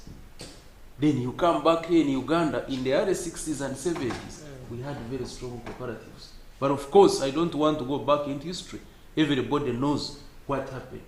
So, they play a very critical role in socio-economic transformation because moderator, they bring people together. Take an example of farmers, just farmers, cotton farmers. Do you know that you can together produce, aggregate, add value, and collectively market, and you make more money? Allow me just interject there, and let's look at the aspect of job creation. How do cooperatives play in the aspect of job creation, financial inclusion, and social empowerment? My God, statistically, over 10% of the population globally, they employed by cooperatives. Come back to Uganda here, over 16% of Ugandans are employed in cooperatives. Myself, I've been in cooperatives. This is now the 22nd year in cooperatives. Possibly I wouldn't have gotten a job if I was, because I started as a circle cashier 2003. So, via job creation, very many Ugandans are now employed in cooperatives, especially go to circles. You go to a bigger circle like Wazalendo, it has over 200 staff. So in fact, we are now almost the biggest employers in this country. Via financial inclusion, it's doing very well. Do you know that there are circles now which are bigger, they are bigger than the commercial banks? A case in point is Wazalendo. Wazalendo is now in trillions of money, close to 1.5 trillion Uganda shillings. That's a portfolio. Now, how many banks are in trillions now? They are not there. Look at parliamentary circle. Look at these other circles, Yamjungu and others, Garo Moyo circle, they are very huge. So, and why are they contributing to financial inclusion? Still, statistically, in this country, you will find that the financial inclusion has increased because of mobile money and the circles. Research is there, it's very clear. So, why are circles? Because majority of the people who have been financially excluded are those people deep in rural areas. My mother, your mother, in deep there, who could not even walk, because most of these financial institutions are concentrated in urban areas. So the rural areas were abandoned, and then now circles took advantage, and they are there. Secondly, most of our people down there in the rural areas could not read or write.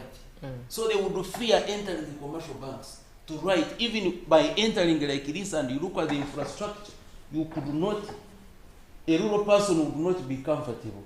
But in the circles, he knows this is my son, this is my cousin who is working there. So the person will go there and be able to save the little money. And even in the distance, someone who has 3,000 shillings and wants to save it. So he cannot now get a motorcycle of 10,000 to go and save 3,000. But because now the circles are closer to these people, then people can easily save and they can easily access loans, because even in circles, some circles have products that don't require security, because these are the people within the same community. So this one has greatly contributed to financial inclusion in the country. It has created more jobs.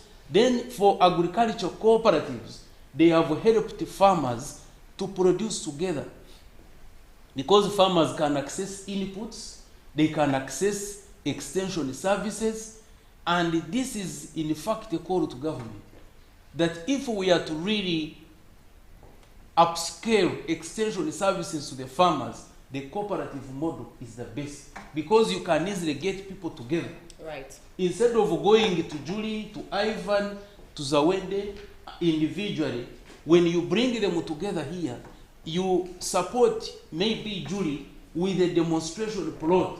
Then Ivan and Zawede will go there and learn how to do it better. Then after they aggregate together, because these cooperatives have stores, they have storage facilities. I'll give you an example like Western Choli Cooperative Union. They have stores across the region where now farmers bring their cotton, and then they have a ginnery where now the cotton goes to the ginnery, they add value and they make more money. So this is really great contribution by the cooperative. Very profound and in-depth insight there by CPA Ivan. If you want to be a part of the conversation, feel free to send your WhatsApp message to 0709 602 592. and share your opinion or ask your question away. And since we're looking at visibility and strategic marketing, let me pose this question to you, Jacqueline. What are the biggest challenges cooperatives face in terms of visibility? Oh, thank you, Julie. And once again, good morning, viewers. Yeah. Well, Uganda faces, generally, it faces challenges in terms of marketing, in terms of visibility. The biggest challenge I could say is our people are not yet capacitated. They lack the capacity building in terms of branding themselves, in terms of making themselves visible out there. When you compare, for example, if we have products on the market that have been locally produced, and then you compare those that are entering the market, you will look at how these people have branded themselves, how they have marketed themselves vis-a-vis our locally made products, and you would almost cry. Because, for example, a person who is producing honey here in Uganda, they will produce very quality honey, but how to package it will become a problem. So they will get, containers, water bottles that have been discarded, and that is where they will package. Liquor bottles. Exactly. I mean, we've seen all this. Other people will use containers, and they are just on the market. They've not been branded. And you will go to a supermarket. What is the first thing that you're looking out for? A package that is well packaged, maybe honey that is well packaged. And even if it is not this quality honey that we know, the thick one, you will go by what, because it's the eyes that tell us what to do. It is the eyes that actually first eat before we actually use the mouth, Little wonder they say that the eyes are the gateway to the stomach. They're the gateway to the stomach. So now the competition will now be huge, because a person who has imported honey, which is well packaged and well branded, will have, even their prices will even be higher than our locally unbranded, honey. But now the problem is we have not trained them. We have not done enough, enough training and capacity building to help them understand the importance of marketing. Now, when you look at the marketing trends, right from the 1800s up to where we are now, our producers are still in that time of production. There are those orientations. If you went through the marketing orientations, there are some orientations right from production orientation where emphasis was made on the quantity. How much do I produce? If I produce more, I will attract the customers. Then from there, it evolved to now the sales marketing, the sales orientation, where now they put some bit of advertising to attract the customers. So now this is where you see products like, let's say Coca-Cola are doing a lot of advertising.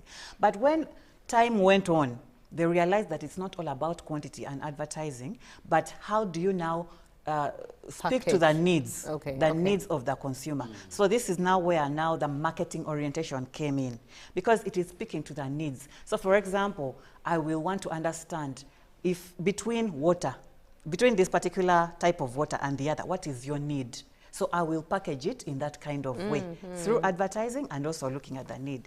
But then again, as time went on in the 1900s, now the companies that were producing wanted to also target the society, They were looking at the needs of the society. So as I produce, how about the environment? How am I managing the environment? How am I managing the cultures of people? Now we are in the digital era. You get it? But unfortunately, our cooperatives are still stuck in the production era.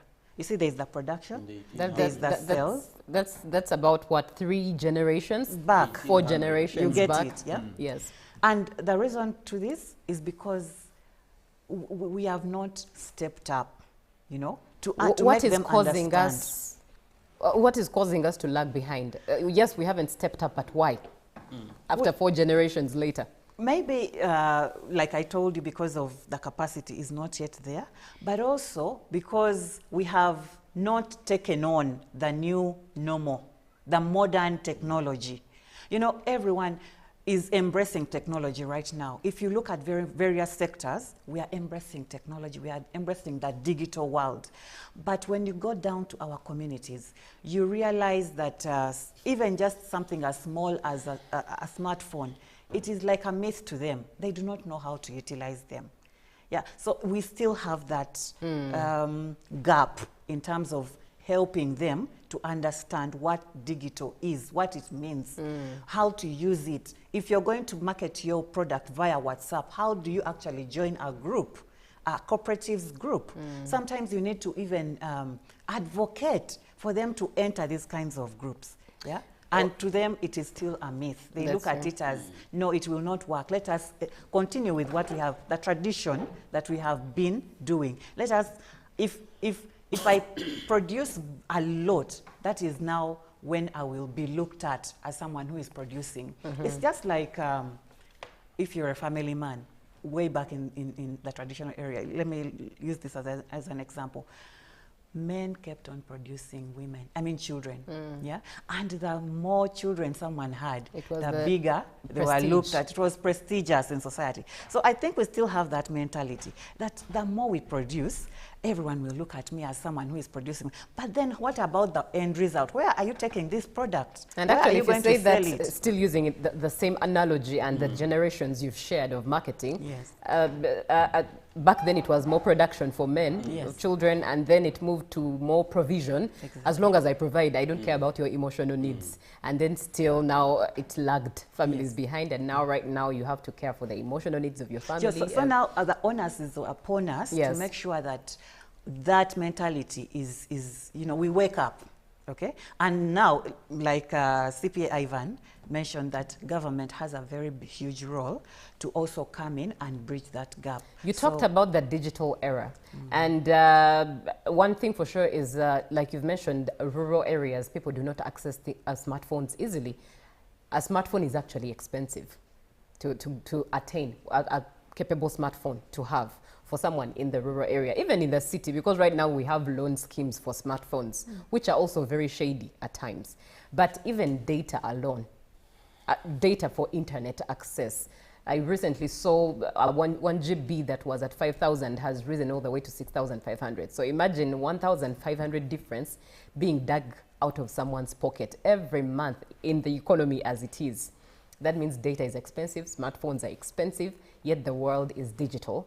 And that's where visibility and branding is. What role do you think the government could chip in with? You see, that's why now the cooperative model comes in. Yeah. When people are together, all these things are subsidized. Yeah, the cost for internet is subsidized. The cost for just buying a MiFi is subsidized. That is when you're able to get loans at a subsidized interest fee. So that is why even CPA Ivan was emphasizing the role of coming together as a cooperative. Yeah, the cooperative model, if you embrace that, you can actually be subsidizing all these other things.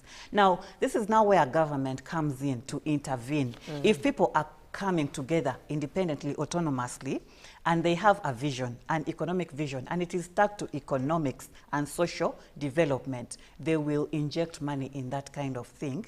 And even development partners themselves, when they come and see that someone is organized in kind of a cooperative, model or union, they will know that this is somewhere that we can place our money and we get results out of it. So the end result, of course, is coming together in a cooperative so that you can get subsidized, services in all your ways. Very profound. 0709602592 is the number to which you can send your WhatsApp message and share your opinion or ask your question. Staying with you, Jacqueline, and this is still in regards to strategic marketing. How can cooperatives effectively brand themselves? Maybe moderator, before she comes in, just allow me to make a rejoinder. She has ably explained the evolution of marketing. But the challenge we have is the lack of innovation and creativity by these cooperatives. Then another issue is capacity building. Most of the NGOs we see around, and even the government, they are focusing more on governance, on management for cooperatives, but we need to refocus our trainings. we really need to build the capacities of these cooperatives in how to do business. Okay. How do they do business? This is critical. She has mentioned something to do with branding. You find a cooperative producing very good honey. You know, we have organic, pure organic honey. But do you know we are importing honey? Yes. From true. America, from other countries. Yes. When we have pure organic honey. But what happens? You go to buy it, you find it in a bottle, outside it's branded, for example, Gwenzoli beer. That's true. Outside, Gwenzoli beer. But inside is honey. Inside is what? Honey. Honey. Now, you bother yourself to really know, is this honey or this is beer? So, in a case, so it discourages. That's not business. Business, you brand. You know, some of these products we import are not good products. By the way they are branded, the way they are attractive, you Packaging. just look at a cup like this, for example, you love it. You feel like you want to take tea from it. But you find a product produced here, pure organic, but there is a problem. You look at wine, very good wine, but packed in a Gwenzoli. Something that was used, a bottle that was used some years ago, dumped somewhere in the garbage, they pick it, they clean it, you are not even sure whether it is clean, yes. they put in wine. Then it's not even branded, outside is water, mineral water, inside is wine. So which is which?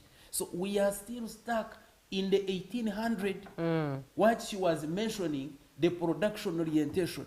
Production orientation is where people believed that you produce in bulk, then you look for buyers. 1800. Then from there, they started innovating. No, from here, let's go to product. Product is where produce a high quality product, high quality from your side. You feel this is high quality. Produce it and then sell it using all selling techniques. Now from there, they moved to selling. Now you can produce massively, very good quality, use all selling techniques and move forward. Right. Now from there, around the 1920s, they say, no, we now need to focus on the needs of the customer. That is now marketing. Then from marketing, they now went to society, where now you consider beyond marketing, you consider the needs of the society. Right. Then from there, like she mentioned, we are now in digital marketing. But cooperators, are we there? That is a question. How do we, for example, compete? You are a circle. Do you know you go to a circle, looking for the location, they tell you just go to the other big bar. A big bar. So the address is the bar, not the circle. Now, as you are entering, they say, in front is a bar, behind is a circle. So is that branding? So circles, how do we compete with these banks?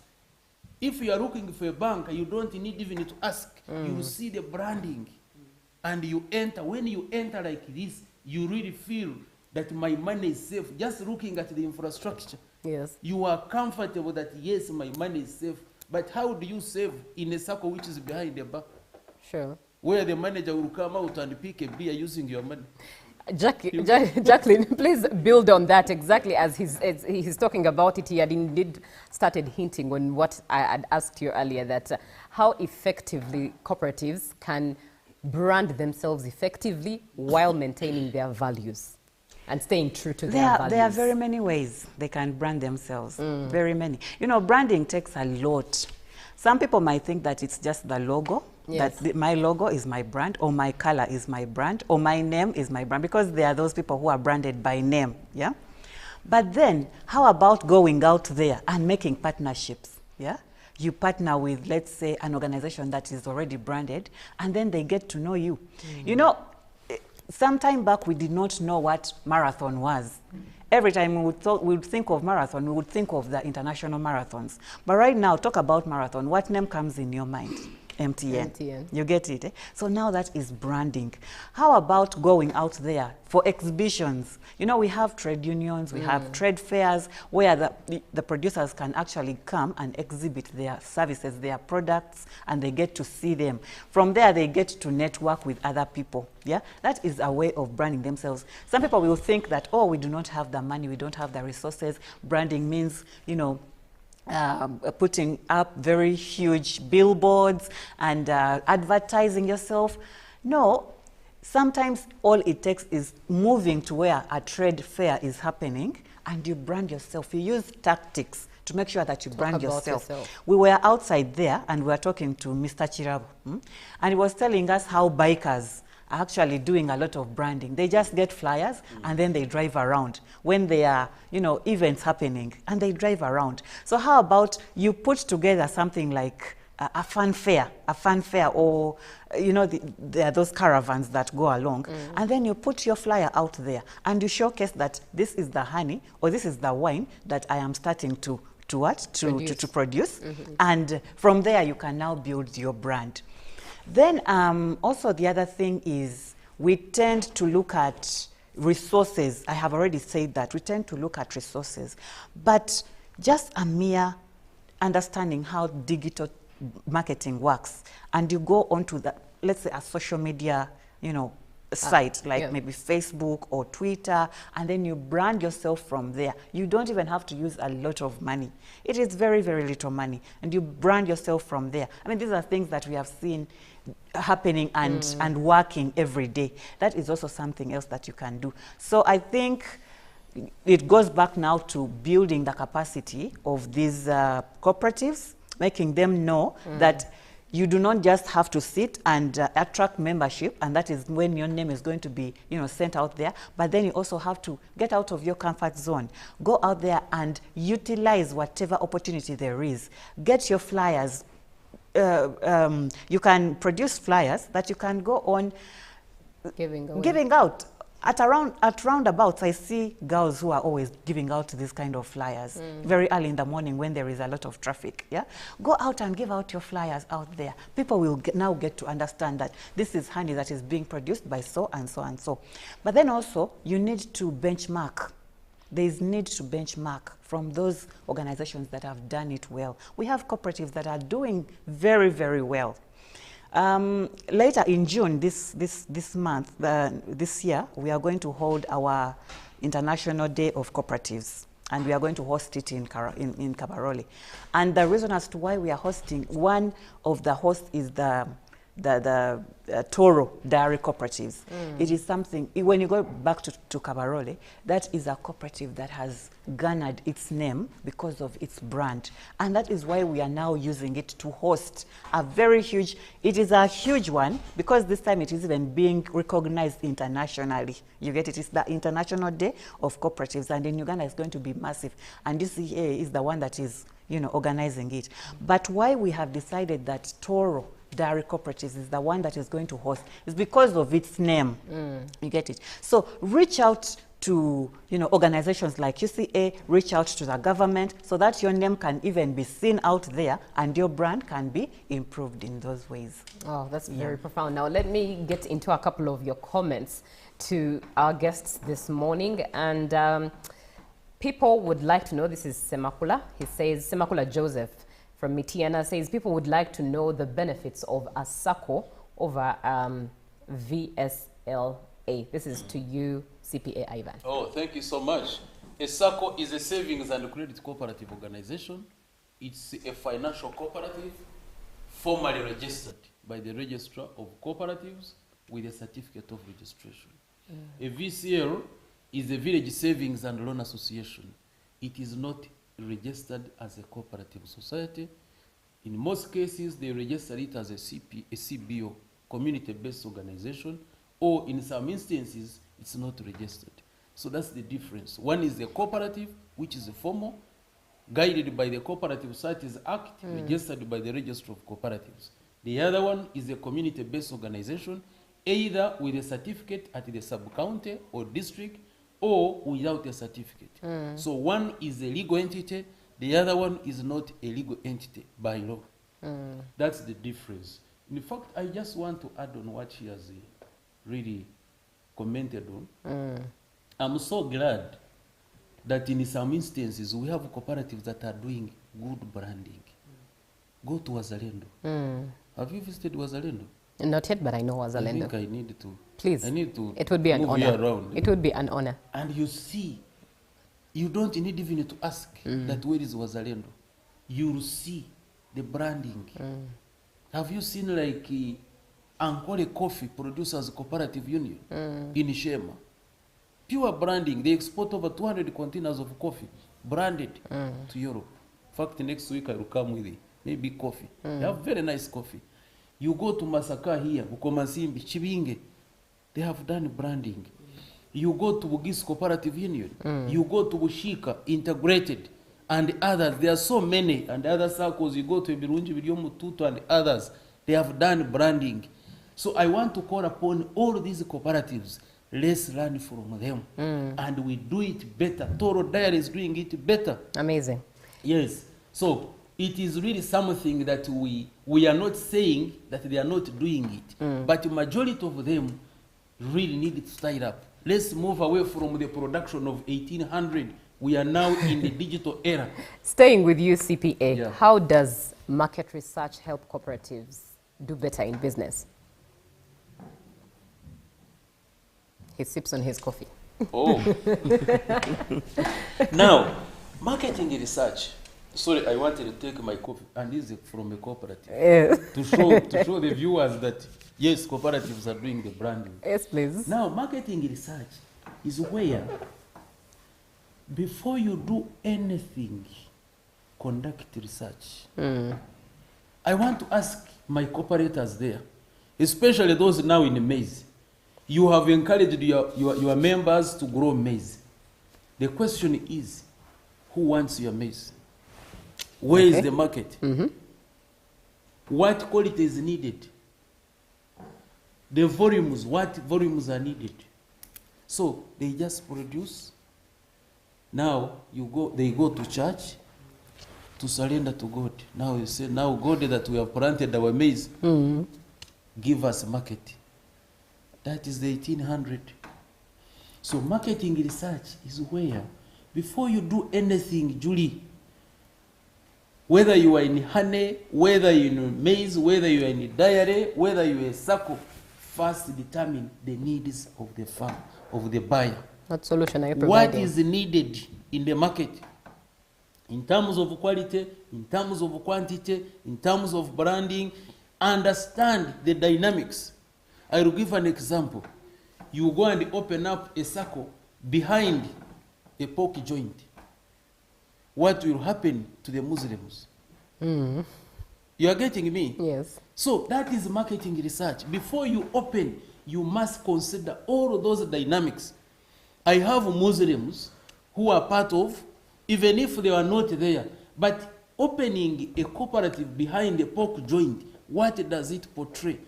And you find there is a very big signpost, pork joint here. Then behind is a what? Is a circle. So do you expect, let's say, the Muslim community to come and save? It is behind a bar, you go through a bar. So do you expect the born again to come and save the money going through the bar? So this is marketing research, that before you set up anything, do research, understand all these dynamics, so that you do business better. So this is a very good topic today, where we are discussing cooperative business development through visibility and marketing. Let us style up, let us really do whatever it takes to compete favorably, because without competition, you die out. So we must get a way on how to do business better, move away from the 1800 and come to 2025, where we are in the digital era. So that is marketing research. That is what it all entails.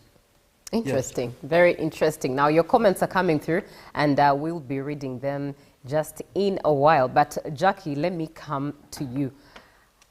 How do you think cooperatives, is there anything cooperatives in Uganda can teach cooperatives globally, in other spaces globally?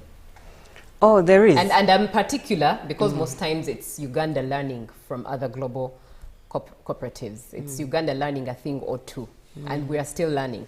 But is there anything Uganda can teach? In fact, Oliver, before she comes in, I want to tell Ugandans that now countries are coming here to learn cooperatives. Last week, we had a team from Kenya. They were here to learn cooperatives, especially in dairy, coffee, and even circles. And they are all wondering, because the speed at which we are, everybody is concerned. Uganda is moving very fast. Are you aware that currently we have over 46,000 registered cooperatives serving 18 million people? So everybody is asking how? How have they done it? And I want to appreciate the government with the PDM model. That is because over 10,000 now are PDM circles. Then the Myoga. So we are moving at a very high speed, and people are coming here to benchmark. Rwanda, people from Rwanda are coming. Congo, they are here. Even the Bazungus from Europe, they are coming here to benchmark. What magic are you using? Is because now Ugandans are ready. The other issue, you know, previously, the elite did not want to associate with the cooperatives. Me and you. People thought cooperatives are for the poor, the illiterate, such things. I remember the time I joined in a circle. People could not believe that a graduate would work in a circle. No. They would call me and say, you went to a circle? What is a circle? Ivan, did you fail your exams? Surely, are you sure you passed? Asking such questions. But now, the soldiers have a circle, police, teachers, lawyers, medics, media, everybody. So the world is wondering, what magic are these people using? Yes. How come that they have attracted all these categories of people? Cooperatives here, previously in the 60s and 70s, they were into coffee, cotton, tea. But now we have moved beyond that. We are in oil seeds, we are in dairy, we are in coffee, we are everywhere. So they are benchmarking. Amazing. Which is a very big tick to the government, to the media, you people. When we are talking here, everybody is listening. We are with each other. The bikers also now have a circle. Right. Members of parliament have a circle. Right. Who could believe that members of parliament would form a circle? But they have a giant. Yes. The borders, everybody. So I'm very happy. Right. It's a credit to government, a credit to Uganda. Yes, indeed, Jacqueline. A long time ago, we used to play this game, tug of war. Yes, yes. So now, if tug of war, you were one on one side, yes, and there were maybe about 10 people on the other side, yes, who would win the game? The 10-sided. The 10 people. Yeah. So now, a cooperative is where many people come together. They have a unique, outlook of things. They want to better themselves. You cannot make yourself better just one person. Maybe you have very little resources, but together you're sharing the resources, and in that way you're even benefiting from that kind of shared arrangement. So if people come together and they understand their reason as to why they are together, they will grow in numbers, they will grow in riches, they will grow faster in all kinds of ways. You get it? He has given the example of Wazalendo. They are looking at trillions. They are recording trillions in savings. You get it? Now, if someone, let's say from Kenya or from South Africa, maybe has struggled all years through to create a name for themselves, to brand themselves all years through, you get it? And it is a longer period of time to get to where they are. And yet, if they came together in partnerships, the more you come together, the stronger you become. So that is why now we are even signing MOUs with Moshi University, with the MOOBs, to be able to create courses in cooperatives, because we have seen that this model actually works.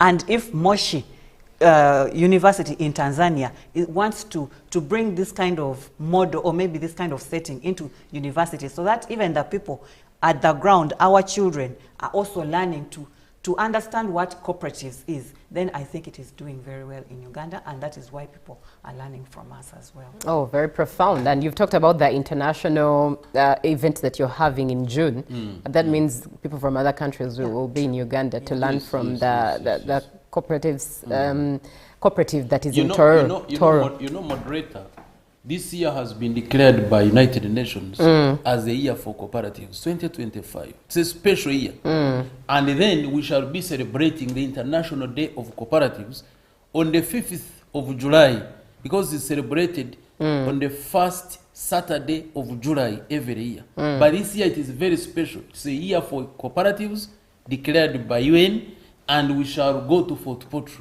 You see how special it is? Yes. Fort is very special. It's a tourism city. It is. So we'll be there, and His Excellency will be coming in, and the delegation of government ministers and the other big people will be coming in, because we really want to showcase the whole world that in Uganda we have very strong cooperatives, and would also want to use the opportunity to appreciate the government for the support that they are giving to cooperatives, because it has not been easy for the government to adopt the cooperative model. But the government realized that if you are to social and economically transform this country, people need to work together, especially the smallholder farmers, because Uganda is an agro-based economy. So how do you bring these smallholder farmers together to produce, aggregate, add value? The president has been talking about value addition. So how do you solve this problem? Is bring people together, produce together, aggregate together, add value. For example, in coffee. And grow together. Can you imagine? Yes. Why should Germany make more money in coffee than in Africa combined? Yet they don't grow coffee. Yes. Reason is we need to work together. We need to cooperate, add value, and make money. Let me dig into a few of the comments coming through from our viewer. Good morning, UBC. I'm Bariasima Julius, and I'm here listening to the cool program. You've shared quite a lot of perspective. I hope time allows for us to read it, but thank you so much for being on the show. Mr. CPA Asimwe, I like your teachings every Wednesday. I don't like missing the session. In Uganda currently, the most notable challenges faced by cooperatives and are frauds by the international stakeholders like employees and credit risk by the members themselves. It's high time we take capacity building seriously. This is Odeke Julius, the operations and trainings manager, I think in the team, Financial Uganda Limited. And CPA Ivan, what is your assessment on the issue of illegal circles mushrooming in Uganda, and how effectively is the Uganda Cooperative Alliance playing its oversight role in addressing this challenge? This is William from Entebbe. Okay, let me begin with the question on illegal circles. He's right. Yes. People are just forming circles. Me and you. The three of us start. Not even three, two people. Oh. Sorry to use this example. Man and wife and the children. They just, in their sitting room, they form something and call it a circle. Then they start confusing other people to come and save and buy shares, when actually the circle is owned by just a family. Yes. I have seen it. It's not that it's true. I have seen it. I can mention it is in Bushenyi, where a few people came up, like 30 people, formed something called the circle, and then duped other people to buy shares and start saving, and the membership has grown to over 10,000. But the other founder members say, we are the owners. We are the people to be in governance. We must be on the board. We must be on the supervisory. We must be on the vetting. Directly, we must be delegates. Then when it comes to sharing of dividends, 90% comes to us. Are you seeing? Those are illegalities that he's mentioning. However, UCA does not have the legal mandate to crack down on this. What we have been doing is to register these cases and report to the Ministry of Trade, Industry, and the Cooperatives, because it has the legal mandate. And I'm very happy with the Office of the Register of Cooperatives, because whenever we submit these issues, he acts very fast. And most of these circles have been closed. Some of these people have been arrested. So in case you have any issue like that, please don't hesitate to report to UCA. We shall immediately report to the Ministry, and the Ministry will take action. Even the police will take action, because we don't want these frauds. People are being freed of their money. Please, people, be careful. If you are to enter any circle or any cooperative, criteria number 1, is it registered? Look at the certificate. You may find it has a certificate, but even a certificate which is yellow. The yellow certificate is probationary. And probational certificate, section 6 of the law, says that a cooperative society shall be registered on a probationary basis only for a maximum of 24 months. Now, after 24 months, you can apply either for renewal or giving you a permanent certificate. If you don't qualify for a permanent certificate, then they renew for 1 year, only 1 year, beyond which your operations become illegal. But Right. you find a cooperative operating for 5 years With a a yellow probationary certificate. certificate. Yes. I'm avoiding yellow. With a probational certificate, yes, and the members are still saving. That is an illegality. Then Julius asked about frauds, massive frauds in these cooperatives. He's right. People, it is almost the same as number one. People are losing their money in some of these circles. So what is needed? Capacity building. And that's why I really appreciate. I wish God could come here and really give you good health, UBC team, for giving us the opportunity to educate Ugandans. Because most of the members are not aware. They don't know their rights, they don't know their obligations. The circles have been taken over by the managers and a few board members. The members don't know. It's like you're a passenger and you don't know where you are heading. So the driver knows whether he's going to throw in the ocean. That is his business. So capacity building is very critical. Let's use all platforms to empower the members, empower the leaders, and even the management staff. Right. Thank you so much, CPA Ivan. And we're about to bring this to a close. But Jacqueline, in your closing remarks, what is the vision of cooperative development in Uganda? 5 to 10 years. Maybe before the closing remarks, I just wanted to supplement on what Ivan was said about the fraud. Yes, please. You see, we are mandated as Uganda Cooperative Alliance to settle disputes among these cooperatives. Now, if you go ahead and form your own cooperative that has not been registered, that has not been, it is not acknowledged in the laws of Uganda, you will be dealing in the shadows, in the dark. You're not going to be known. We shall not know you because we know everyone. We are the apex body that takes over all cooperatives in Uganda. We shall not know you. So now when time comes for fraud and you're into disputes, we are not going to be able to support you to settle those kinds of disputes. That is why it is very, very important that you go and register your cooperative. Yes. When it comes to saving the circles, no bank is going to give you a letter, maybe to open for you an account when you are not registered, when you don't have a kind of maybe a constitution that governs you as a circle. Because those are some of the criteria that you need to use in order to open an account. So where are you going to keep people's money when they come to save? Where are you going to keep it? When fraud comes, when disputes come, where are you going to settle them? So it is very important that you do register and do not do anything in fraudulent terms. Yes. Now about the development, yes, like I already mentioned, we are signing an MOU, if it hasn't been already signed, with the universities in Uganda, so that the cooperative model starts from universities as a model that is actually being learned by the learners themselves.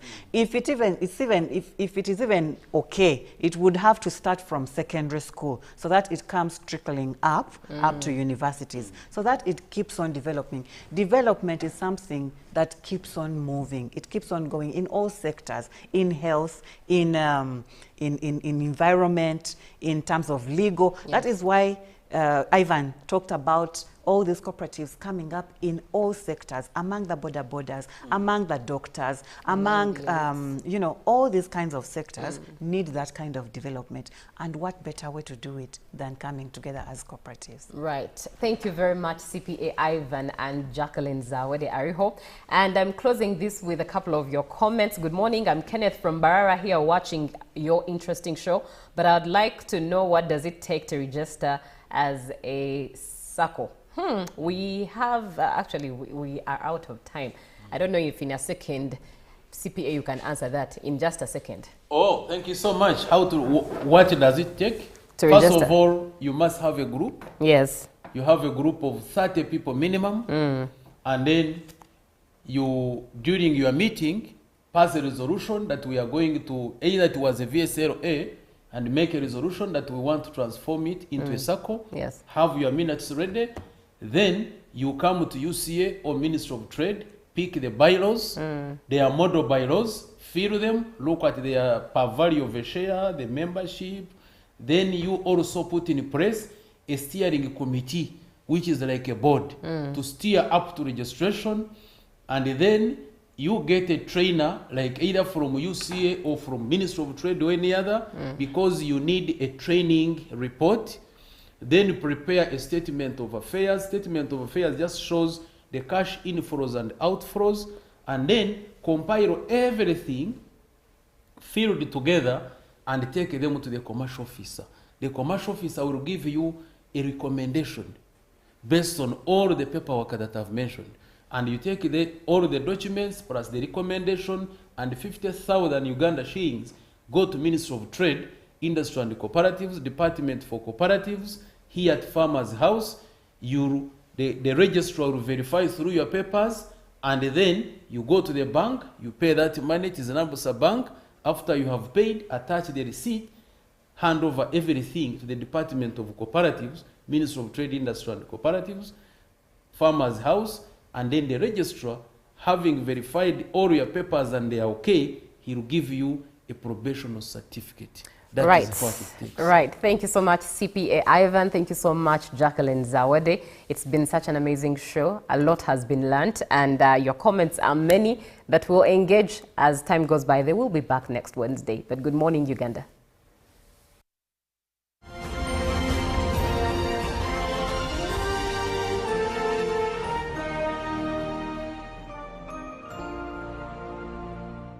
Live from UBC Studios in Kampala, this is Good Morning Uganda.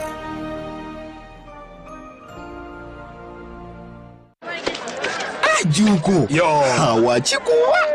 Check the shopping, man. What's your secret? Haven't you heard of the parish development model PDM? Yes, I did, but I thought it was just a talk. No, Sebatia. It is real.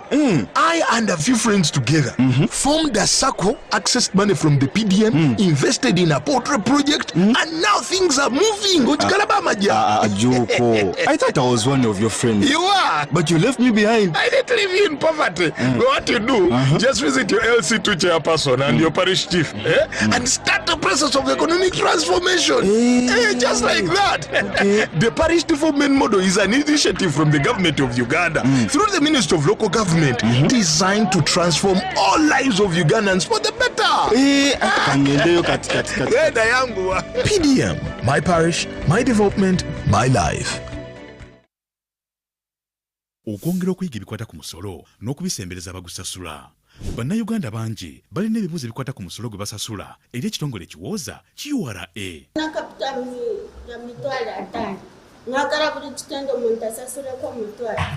When we come at revenue, they tell us to clear kitenge at 10,000. Alikuwa fika kwa mwingine URA na kurespect lazima mzee tuongee. Munaongee.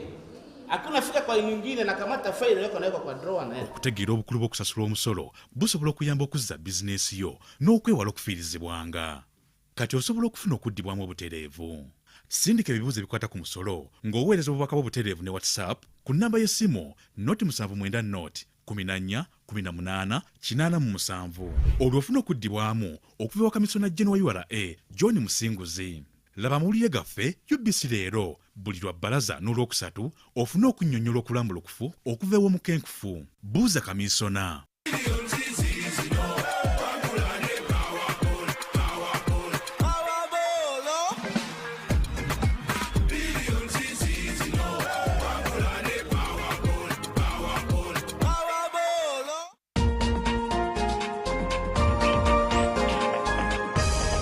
We're going to be talking about farming, but it's not me that's going to do that. My name is Hava K. Luanga. My name is Larry Charles K. Let's go! go! Mixed farm is a type of farming that involves growing crops and raising livestock. This is the spice garden and for the vegetables. My first favorite spice has to be black pepper.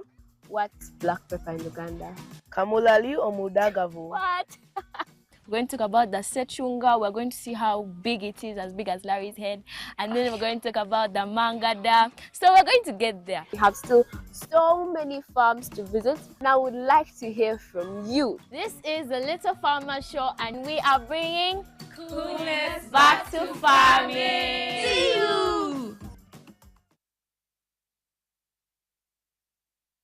This May 24th is the grand finale of the Pearl of Africa Tourism Expo 2025. Festival Day at Speed Resort Munyonyo. Experience a vibrant mix of music, dance, fashion, art, a fun-filled kids section, and an epic boat regatta on Lake Victoria. Live on stage, Lusri, Winnie Nwaji, Abeka Band, Otim Alpha, Suna Ben, Shilaga Shumba, Salvador, Alideki Brian, Crane Performers, and more. General tickets go for 20k and VIP for 50k. Get yours now at tagticketing.com. What a festival day. Celebrate culture, celebrate Uganda. Don't miss it. The Uganda People's Defense Forces proudly announces the launch of the first ever UPDF-CDF Interforces Drill Competition as we honor the spirit of unity, discipline and teamwork. This historic competition will feature individual and team drill routines, synchronization and formation changes, an inter-service championship and many more exciting activities and awards to be won. The launch of the first edition of the UPDF-CDF Interforces Drill Competition will take place on the 15th February 2025 from 8 a.m. at the Uganda People's Defense Forces Sports Stadium in Bombo. The guest of honor will be the Chief of Defense Forces, General Muhoozi Kainerugaba, alongside other high-profile guests. The launch event will kickstart a series of activities leading up to the main competition, which will take place from the 12th to the 14th May 2025. For more details, please call 0392 947455. Long live the Uganda People's Defense Forces.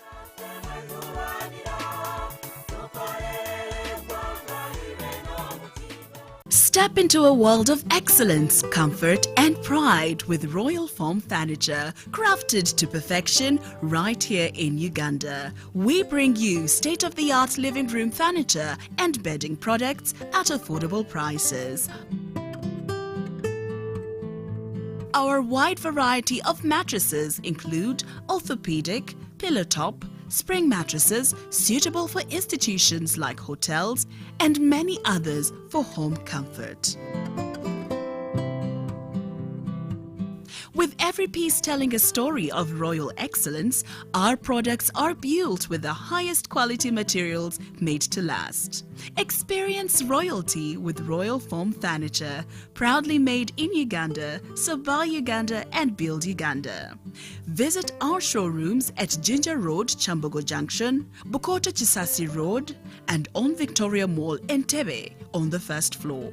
3 days of music, laughter, and adventure surrounded by the beauty of nature, featuring Africa's top artists. Dance and live fully in the biggest celebration of Syrian comfort. The only hotel in Arua City offering a serene atmosphere, breathtaking scenery. Come and discover our exclusive wellness club with packages that include a fully equipped gym, a rejuvenating sauna, steam bath, and a great sky blue swimming pool. For events, our state-of-art conference halls and versatile event spaces are perfect for hosting shows, wedding receptions, birthdays, and more. Come and enjoy our cinema hall and unisex saloon, all designed to meet your entertainment and grooming needs. Bring your family and let your kids splash around in our beautiful kids water park. We are located on Arua Pakwachi Highway in the heart of Arua City. Don't wait. Visit us on www.hotelconfidential.com or call us on 0761 688 181.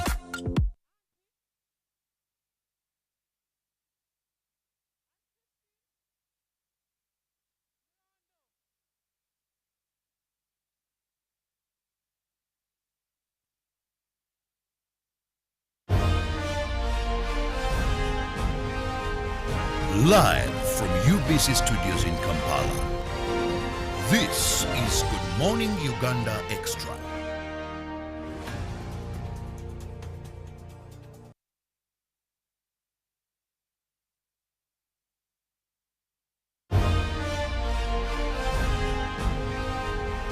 Live from UBC Studios in Kampala.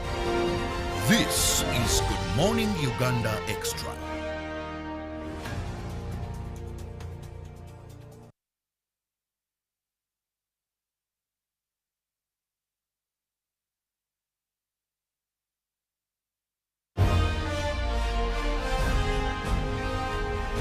Live from UBC Studios in Kampala. This is Good Morning Uganda Extra.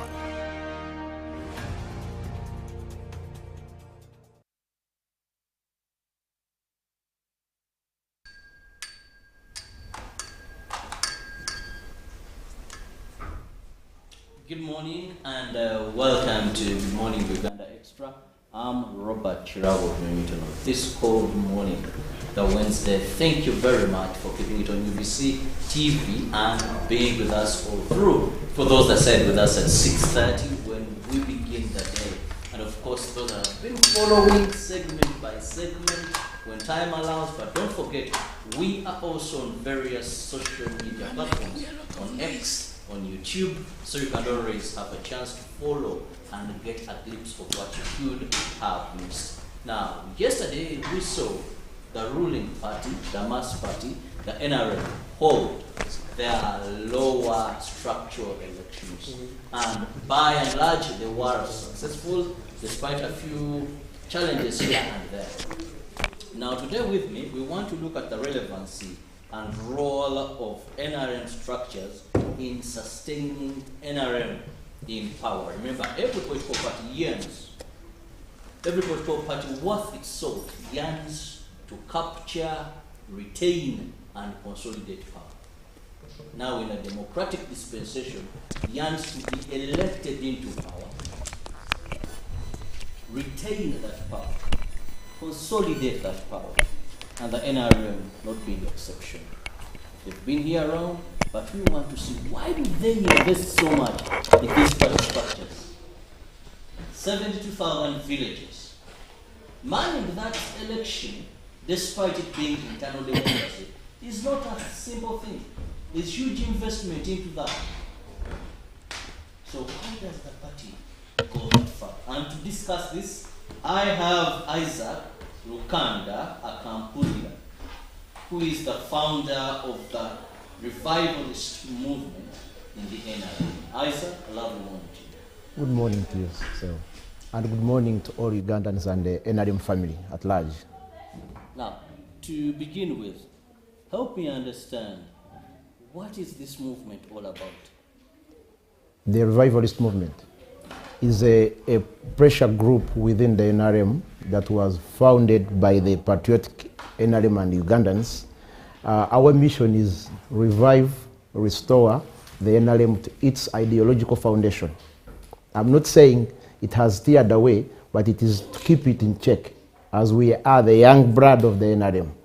That's our mission. Yes, it was founded in 2019, and it boasts of about 10,000 subscribers across the country. We have structures from the grassroots, the national level. Yes, sir.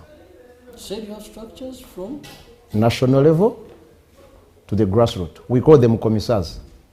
So these are, do you carry on elections? Do you appoint them? What happens? Yes. We converged at around 2022. We converged and then we elected members. Yes. So we have regional leaders, district leaders, sub-county up to the village level. And the main goal is to focus on the ideological plan of the NRM. We have the main principles of the NRM, which are democracy, patriotism, socio-economic transformation. We preach the message of the NRM. And even we are involved in preaching the message of the PDM, Parish Development Model, government programs. Yes. Just a minute. Please allow me to go for a very short break. I'll be coming back. A very, very short break. We'll return.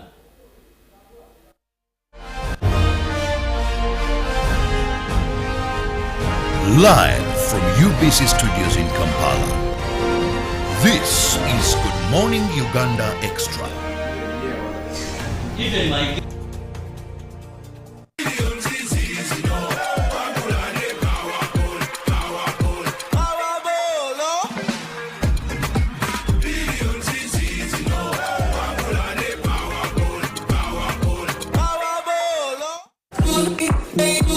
When you want to relax your body and refresh your mind, welcome to Hotel La Confidential, Aroa's premier destination for luxury and comfort. The only hotel in Aroa City offering a serene atmosphere, breathtaking scenery. Come and discover our exclusive wellness club with packages that include a fully equipped gym, a rejuvenating sauna, steam bath, and a great sky blue swimming pool. For events, our state-of-art conference halls and versatile event spaces are perfect for hosting shows, wedding receptions, birthdays, and more. Come and enjoy our cinema hall and unisex saloon, all designed to meet your entertainment and grooming needs. Bring your family and let your kids splash around in our beautiful kids water park. We are located on Aroa Pakwachi Highway in the heart of Aroa City. Don't wait. Visit us on www.hotelconfidential.com or call us on 0761 688 181. Step into a world of excellence, comfort and pride with Royal Form Furniture, crafted to perfection right here in Uganda. We bring you state-of-the-art living room furniture and bedding products at affordable prices. Our wide variety of mattresses include orthopedic, pillow top, spring mattresses suitable for institutions like hotels and many others for home comfort. With every piece telling a story of royal excellence, our products are built with the highest quality materials made to last. Experience royalty with Royal Form Furniture, proudly made in Uganda, so buy Uganda and build Uganda. Visit our showrooms at Ginger Road, Chambogo Junction, Bukota Chisasi Road, and on Victoria Mall, Entebbe, on the first floor. This May 24th is the grand finale of the Pearl of Africa Tourism Expo 2025 Festival Day at Speak Resort Munyonyo. Experience a vibrant mix of music, dance, fashion, art, a fun-filled kids section and an epic boat regatta on Lake Victoria. Live on stage, Lusri, Winnie Nwaji, Abeka Band, Otim Alpha, Sunabed, Shilagashumba, Salvador, Alideki Brian, Crane Performers and more. General tickets go for 20k and VIP for 50k. Get yours now at tagticketing.com. What a festival day. Celebrate culture, celebrate Uganda. Don't miss it. The Uganda People's Defense Forces proudly announces the launch of the first ever UPDF CDF Interforces Drill Competition as we honor the spirit of unity, discipline and teamwork. This historic competition will feature individual and team drill routines, synchronization and formation changes, an inter-service championship and many more exciting activities and awards to be won. The launch of the first edition of the UPDF CDF Interforces Drill Competition will take place on the 15th February 2025 from 8 a.m. at the Uganda People's Defense Forces Sports Stadium in Bombo. The guest of honor will be the Chief of Defense Forces, General Muhoozi Kainerugaba, alongside other high-profile guests. The launch event will kickstart a series of activities leading up to the main competition, which will take place from the 12th to the 14th May 2025. For more details, please call 0392 947455. Long live the Uganda People's Defense Forces.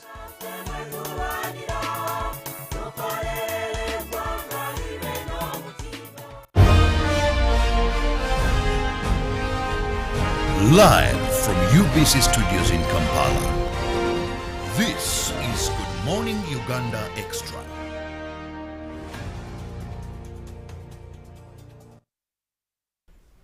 Welcome back from that short break, and apologies for that interruption, for the technical glitches, but we are back and I'm still with my guest, that is Isaac Rukanda Akampurira, who is the founder of the revivalist movement in the NRM party. Well, he had just told us about what this movement is all about. Now we want to go straight to our topic of the day, that is the relevancy and role of NRM structures in sustaining NRM in power. Now Isaac, as the young blood, as the youth within this party, why do we see so much being injected into having these structures? Yesterday, I saw people making it almost a do or die. Yes. I don't know if they were so eager to serve the party or they were so eager to serve themselves using the party as a vehicle. But to a certain extent, I wanted to ask, why is it internal politics? But why are you so annoyed, in some areas, police had to come in. But because you simply want to be a flag bearer, an NRM chairperson, there were wonders running through my mind all the time. Yes. So, any party, leave alone NRM, the structures of the party are the backbone of any political party. Because the NRM is a dominant party in the country, and the grassroots structures up to national level. We have 72,000 villages in Uganda, and NRM has a committee of 30 members at each village. So you need those structures to sustain NRM in power, because first of all, they monitor government programs, they conduct ideological clinics, they monitor political sentiment in a real time. They are a system of feedback from top to down, from grassroots to national level. If someone at the secretariat wants to know what is happening in the village, it is very easy with structures. So the structures of NRM is what has sustained NRM for the last 39 years in power. So that is why you see people are fighting to be in those structures, because being NRM is a good thing. NRM has transformed lives. As you can see, the parish development model, people are embracing it. And I think by 2026, when we go into election, NRM will perform higher than it did last time. So it should not be a surprise of what you saw yesterday. That shows how NRM is still dominant at the grassroots level and at the national level. And what I can say about the structures is structures are very important. That from the national level to the grassroots, you need leaders that connect with the people on the ground. And through these people is where the message is preached. If a government wants to disseminate any information, it is through the structures. So structures should be embraced, and through these structures is where we have mobilizers. These mobilizers, I call upon the party leadership to always empower them. Remember them. Not only remember them when the elections are close, because they are the ones who sustain us. And to keep in power, we need these people. Yes.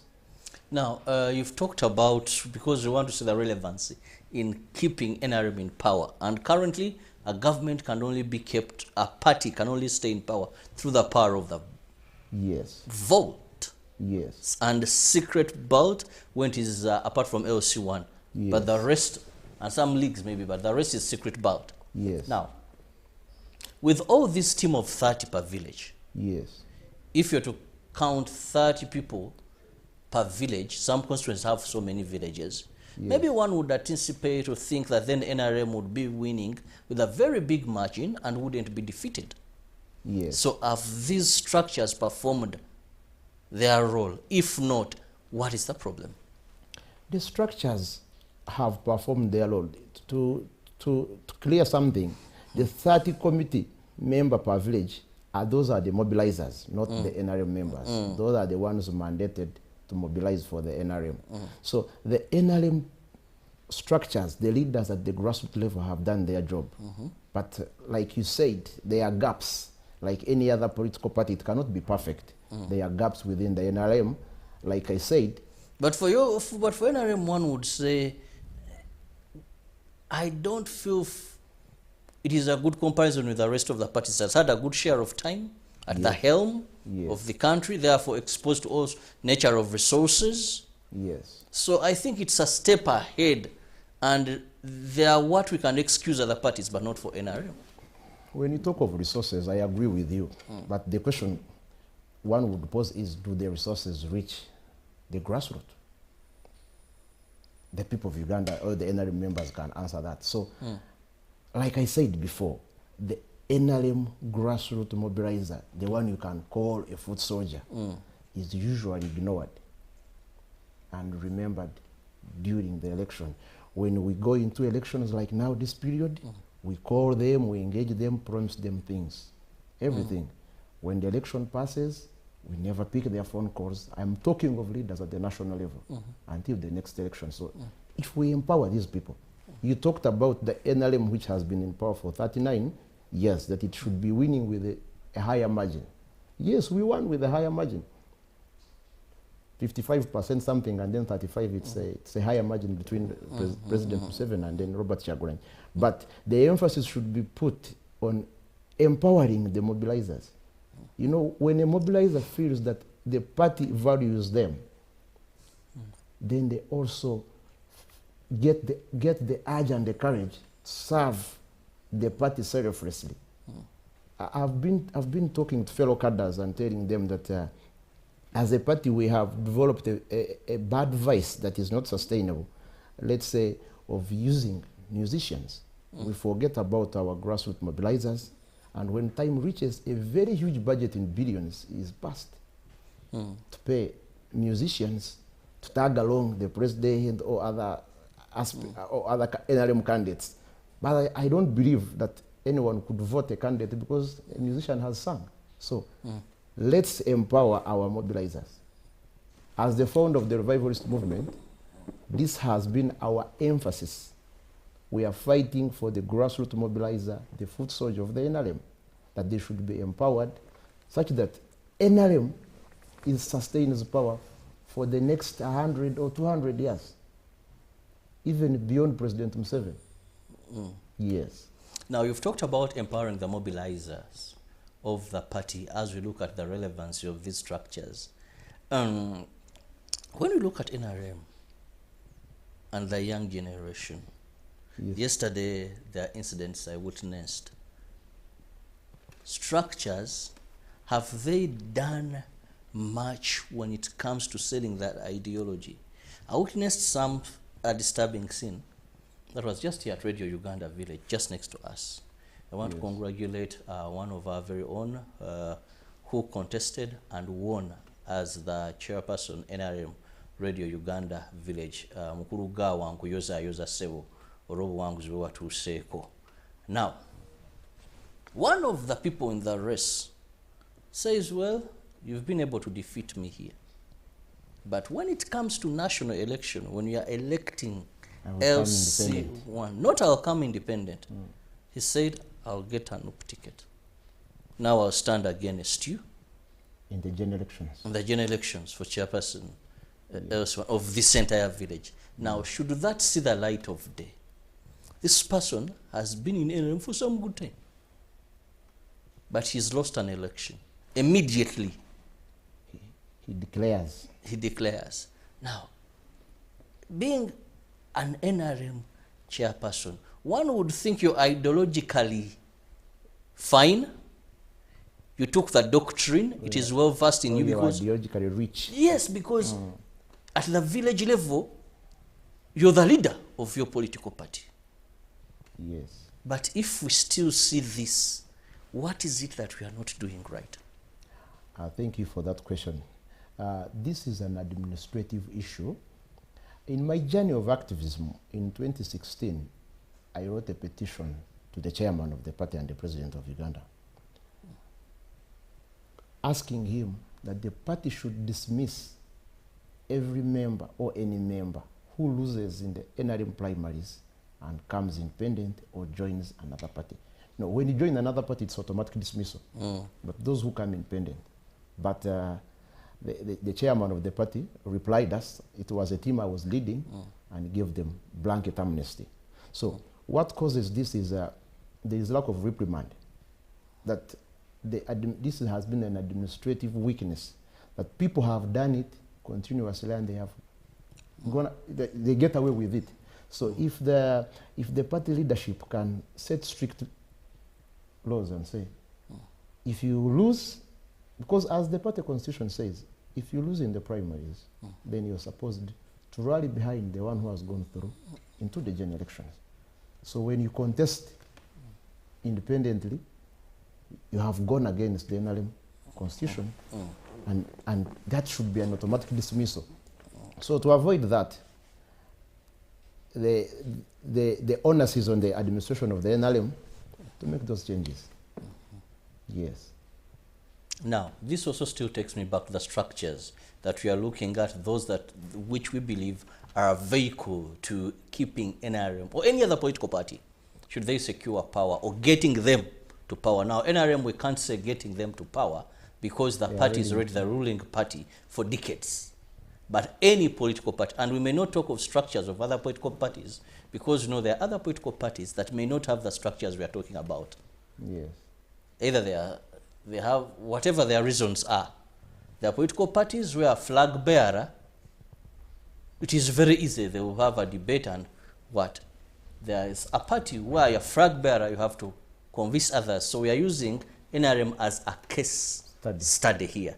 Not to say that we are leaving out other political parties, but still it is the same thing, that if done right, it can get you in there where the NRM has been for a very long time. For the NRM, if done wrongly, it can get you out of there. So how do these structures? Now, structures are supposed to help the party mobilize and maintain support. And maintain support. And dominance. And prominency and dominancy. Yes. But also political parties, the structures are supposed to select, to help the party select the cream to compete. That's very crucial. Now, Isaac, how best do you explain this? That for a very long time, we've had, yesterday we had the selection of flag bearers. For LC1 and then other leagues. And other leagues. Yes. Now, a candidate selected in a free and fair NRM internal democracy wins either for the leagues or for village chairperson. Now, one who has failed stands against this person. And wins. And wins an election. I get you. Justify. Now, like I said before, NRM, I still maintain, it's still the strongest and dominant party in this country. But it has gaps that require improvement and effort. So I've been telling my fellow NRM cadres that we need an honest and sober conversation within the NRM as cadres and the leadership. Because the problem is we need to face these issues with honesty. I don't want to talk about issues and then I look like I'm an opposition. When your child is not performing well in school and then you criticize him or try to punish him, does not mean you hate him. It actually portrays the love you have for that child. So the issue is internal weakness. That the party leadership, let's begin with the secretariat. Those who have been following the news in 2023, I wrote a petition to the Secretary General and the Chairperson of the Electoral Commission, asking them kindly to restore internal democracy. We last had internal elections in the NRM in 2016. So the Constitution says that the Chairperson of the Electoral Commission of the NRM shall organize and hold elections after 5 years. So those we elected in 2016, their term ended in 2020 July. But elections never took place. Yes, there was a justification, like you said, I justify that COVID-19 was the issue. But in my petition, I disagreed with the party leadership. Not as an act of defiance, but I was showing them my commitment to the values and founding principles of the NRM. I told them, if you're saying we did not have these internal structure elections because of COVID, how come we had presidential and parliamentary elections which attract mass rallies than relatively contained NRM internal elections which are through electoral colleges? So somehow you find, like you're saying, people are losing morale because they feel like there is a kind of a disconnect. I don't know if you understand where I'm coming from. But I'm happy now that yesterday we resumed the elections, and that is the first step in filling the gaps that I'm talking about in the NRM. But there is still a disconnect between the leadership, the NRM supporter in its sorrow, and the grassroots mobilizer that needs to be filled.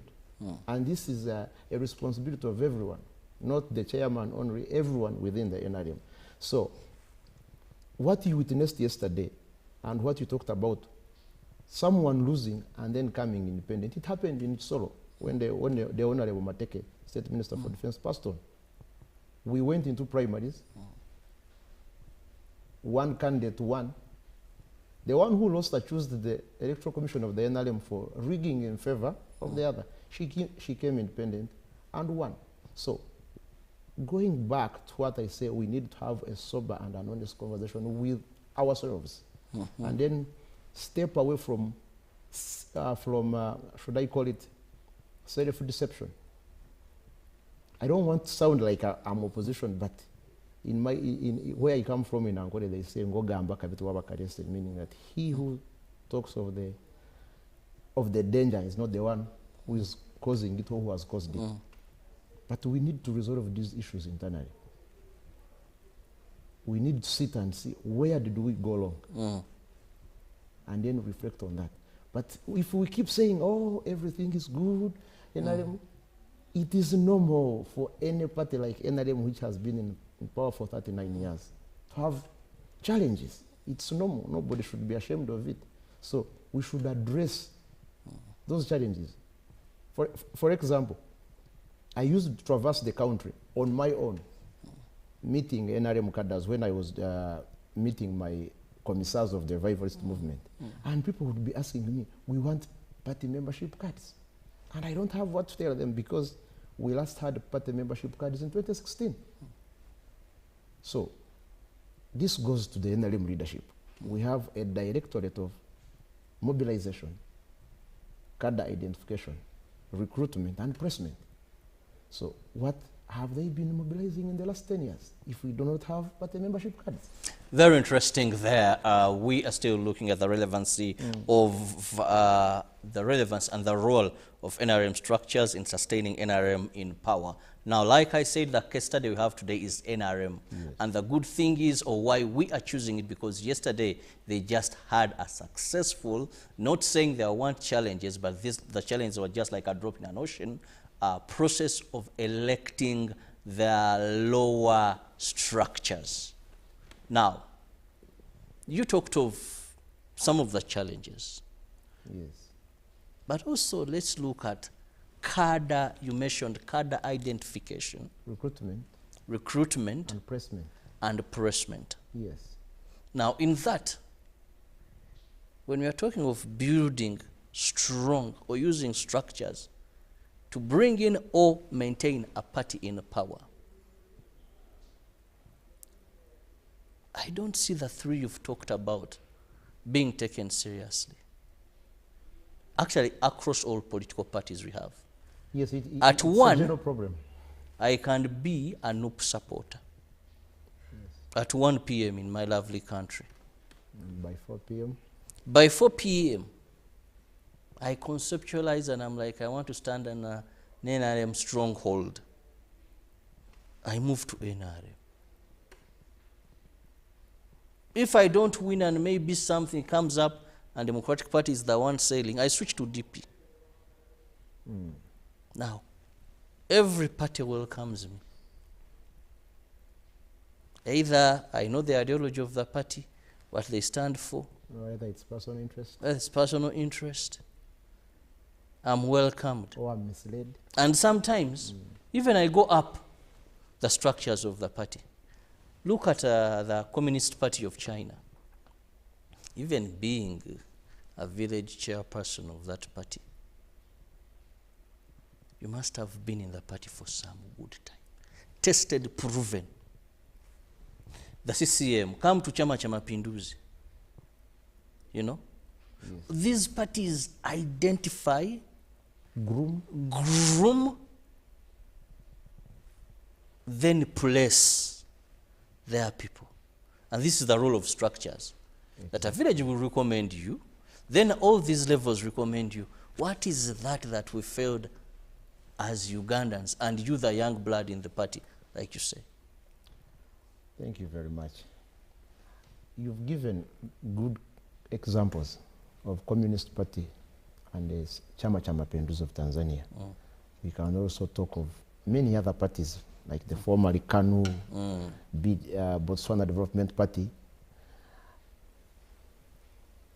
They managed to do that because of keeping in touch with their mobilizers.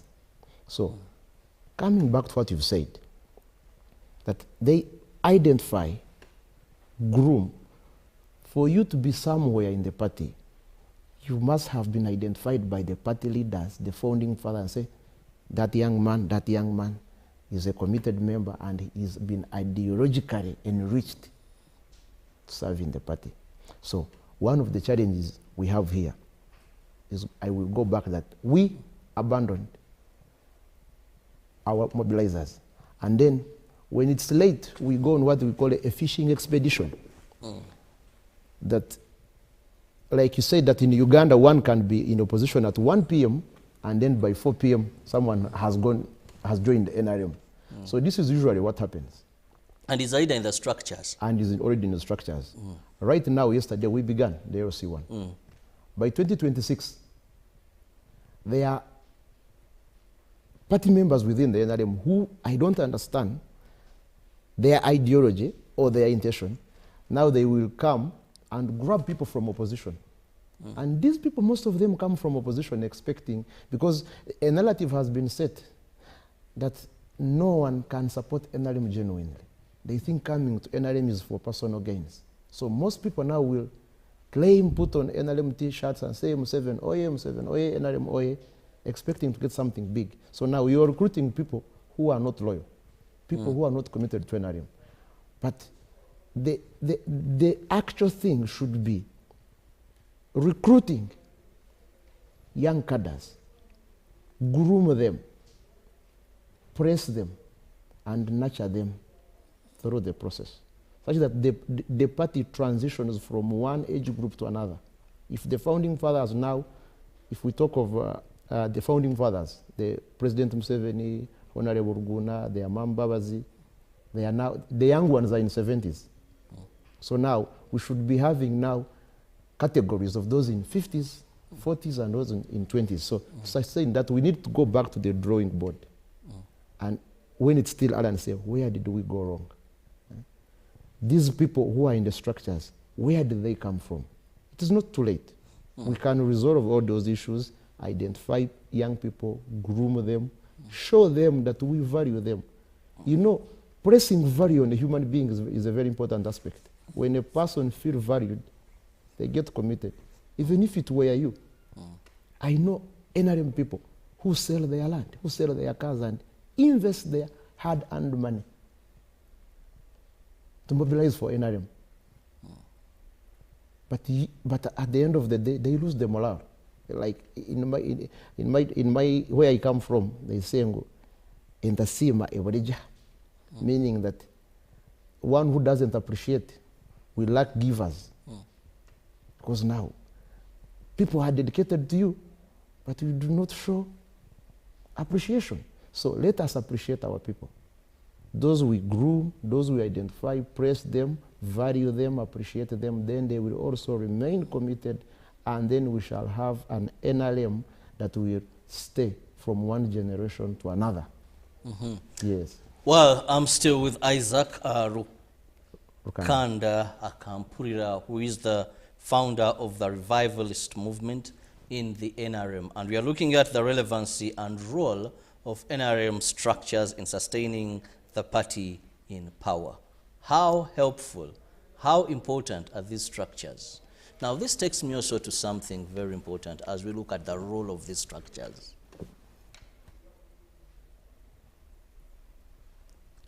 Are the structures allowed to operate independently? Going back to yesterday's event, I had an opportunity to speak to the Secretary General of the party online yesterday. And I informed him that we are going in these lower level elections.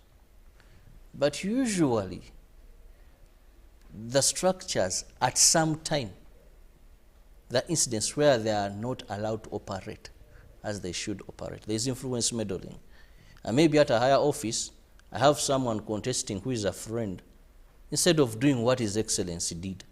Because yesterday, people who watched our news and the programs that have followed, he was at his polling station, if I call it that way. Yes. He was in the baraza, he participated, and I remember the officer there asked that, Yoweri Kaguta Museveni. And he confirmed his presence. He confirmed his presence. Then he said, but I have everything except your number. And he read it out. There's a number he read out and said, okay, that is my number. He confirmed. But as the chairman of the party, he did not participate in this election. Now, these structures must be independent. How do we promote that? Because you reach a village and they have been covered by a shield of someone. There is a word they usually use where I come from, you've been using where you come from. You know, who is, first wait, who is that someone at a hapa? So how do you deal with that? Thank you very much. The independence of structures is very important, but this influence peddling you talked about is an individual responsibility. I would not say that it is now an ideology of party, that the party encourages influence peddling. Obviously, like in any other political setup, there would be individuals who will choose to support a friend here and there, but all those issues can be raised. The party chairman is a very conscious person. He knows what's happening. Only that he's sometimes taken up by many activities. He's a workaholic person. But independence of the structures should be the role of the Secretary General. That each structure, you see, like we have village committees, parish, sub-county, district executive committees, regional up to national. Those are administrative units of the NRM. Every office should feel that it has its own power to make its decisions. If, let's say, the district chairperson of NRM of Ntungamo, where I come from, feels that he's in charge, then he will take the right decision. But like you said, a certain somebody will come and say, now, I want that person to go through. It's a big challenge. It's not something you can fight in a day, but it can be resolved by the party leadership. As long as the problem is identified. You know, there is a difference between identifying a problem and accepting that it is there. If you don't accept that it's there, then you can't solve it. Yes. So there is first accepting that it is there. Yes, that's what I usually say. If I talk of the problem within the NRM, I am not opposition. I am trying to show where the problem is because I care about my party. I love my party. Let's say I bleed yellow, my blood is yellow, and I want the continuity of the NRM to remain the dominant party. So we must first accept the issues which we have. Not to glorify and say, oh, sanitize everything and say, oh, there is no problem. So the first step is acknowledging the mistakes, like the ones you've talked about. After accepting those mistakes, then we can be able to solve them. Now, still looking at the relevancy and role of NRM structures in sustaining the party in power, let's look at a reality to say and a challenge. One of my good friends, that is Fred Bamwine, told me, Robert, there is no challenge as big as managing success. Now, the NRM party, because of peace and tranquility that we've had for the many years, and of course the impact put in the health sector, Uganda boasts of a very young and youthful population globally. And this youthful population never saw what was there then that prompted the founding fathers of NRM to hit the bush, and where you find that the older persons appreciate it so much. Now, you end up seeing that a number of the youth, because they were not there to see what happened before NRM now came into power. Neither do they read. Neither do they read. About history. So they may not see so much as those attached to what they saw and where they developed this love for the party. When you go in the village, you find so many 50 and above NRM. You don't preach much to them. They are decisive. They know what they want. They know. And maybe sometimes they fear of what may befall in case they mess with that. So, as we talk of these structures, the youth will mean much for parties stay in power. Yes, because they are the future. Because they are the future. Yes. But we see a gap in the party. You've just given an example. The youth in these structures, many of them are left out, unless for those that have been ring-fenced for them. Yes. If you did a survey on how many... The ones which are constitutional. Yes, if you did a survey, yesterday's exercise, and look for how many chairpersons are youth, that went through as youth. In my village, where I come from, Mubarak, I want to tell you, we have had a man who has been there and there and there. And actually, tactfully, very few knew that they were even picking nomination forms. There is a way only to wake up. No, nominations were done. You know?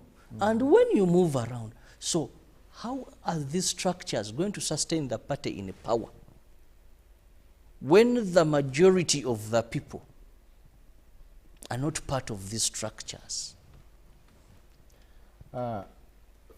Like any other party, reforms are continuous. It is not something... But there are some parties that have taken mileage over you in terms of attracting the youth. Of course. And for them, the problem they're having is bring the elders. Yes. Of course, the challenge we have with the NRM is still, we are still operating in a traditional way.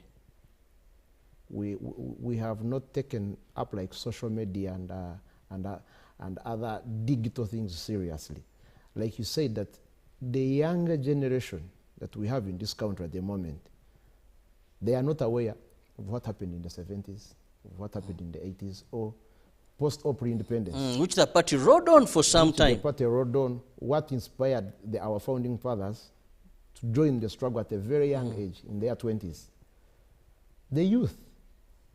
I belong to a generation that is majorly consumed by social media addiction, drugs, and alcohol. But what can the system or the government do for them? Like you say, there are other political parties we don't want to mention here, which have taken up the youth by some percentage. It's because they have identified what the youth are interested in. That is what we call sports, entertainment, and everything. So, and they have majored into that field. That's capturing them. So like I said, we are still operating analog, traditional way. So as NRM, we need to embrace. The same way we first dismissed the role of artists and comedians, thinking they are maybe public nuisance. But you see, this is what inspires most of the youth. So we need to go back to the drawing board and say, how can we collectively employ tools that will empower the youth or keep the youth within the NRM? That is focusing on sports, entertainment, and also embracing. You know, when I was young, when you would try playing football, you would be seen as a spoiled child. The moment you were had mimicking Chameleon's song or Bobby Wine, it would mean that you would fail in school. But things have changed. The dynamics of life are not the ones in the 80s and 70s. So the NRM should embrace change and accept that the world transforms. We are now in 2025, not 1982 or 1978. Then I also call upon the youth that this is their country, that NRM is their party, that the future of this country, the future of NRM is in their hands. That's the generation I belong to. We should not be remembered as a generation that got consumed by alcohol, drugs, and sexual activities. The time is now that we should wake up. Not everyone can belong to NRM. You can do something for your country from wherever you are. So, but I conclude this by saying, let NRM embrace change and adapt to new dynamics of life and say, if the youth want this, we are into this. Like you said, in the NRM structures, there is a narrative that you cannot win if you're young. For example, like at my age, people would think, for example, if I contested on the national level, that would be for an older person or a rich person or a minister. Even my LC1 village in Tungam, where I come from, he has been there for the last 35 years. Where I stay, in Rubowa, the person has been there since 1986. But the younger generation, they know, they say, Entebbe Yagundi, that position is for so and so. We cannot go through. So we are basically casualties of victim language. That we already our mind is programmed that no. That well, Isaac, there's so much we can discuss, but time is against us. Let me just have your parting shot, please. Okay. So I conclude saying that the NRM still remains a dominant party in Uganda, and I call upon our leadership to embrace, to empower, and value their mobilizers from grassroots to national level. If we place value on them, these people will remain committed to us and they will do a wonderful job to sustain NRM in power for generations. Well, thank you so much, Isaac Rukanda Akampulira, who is the founder of the revivalist movement in the NRM. We've been looking at the relevancy and role of NRM structures in sustaining the party in power. Have the best of your day. God bless you. See you tomorrow, God willing. Live from UBC Studios in Kampala, this is Good Morning Uganda Extra.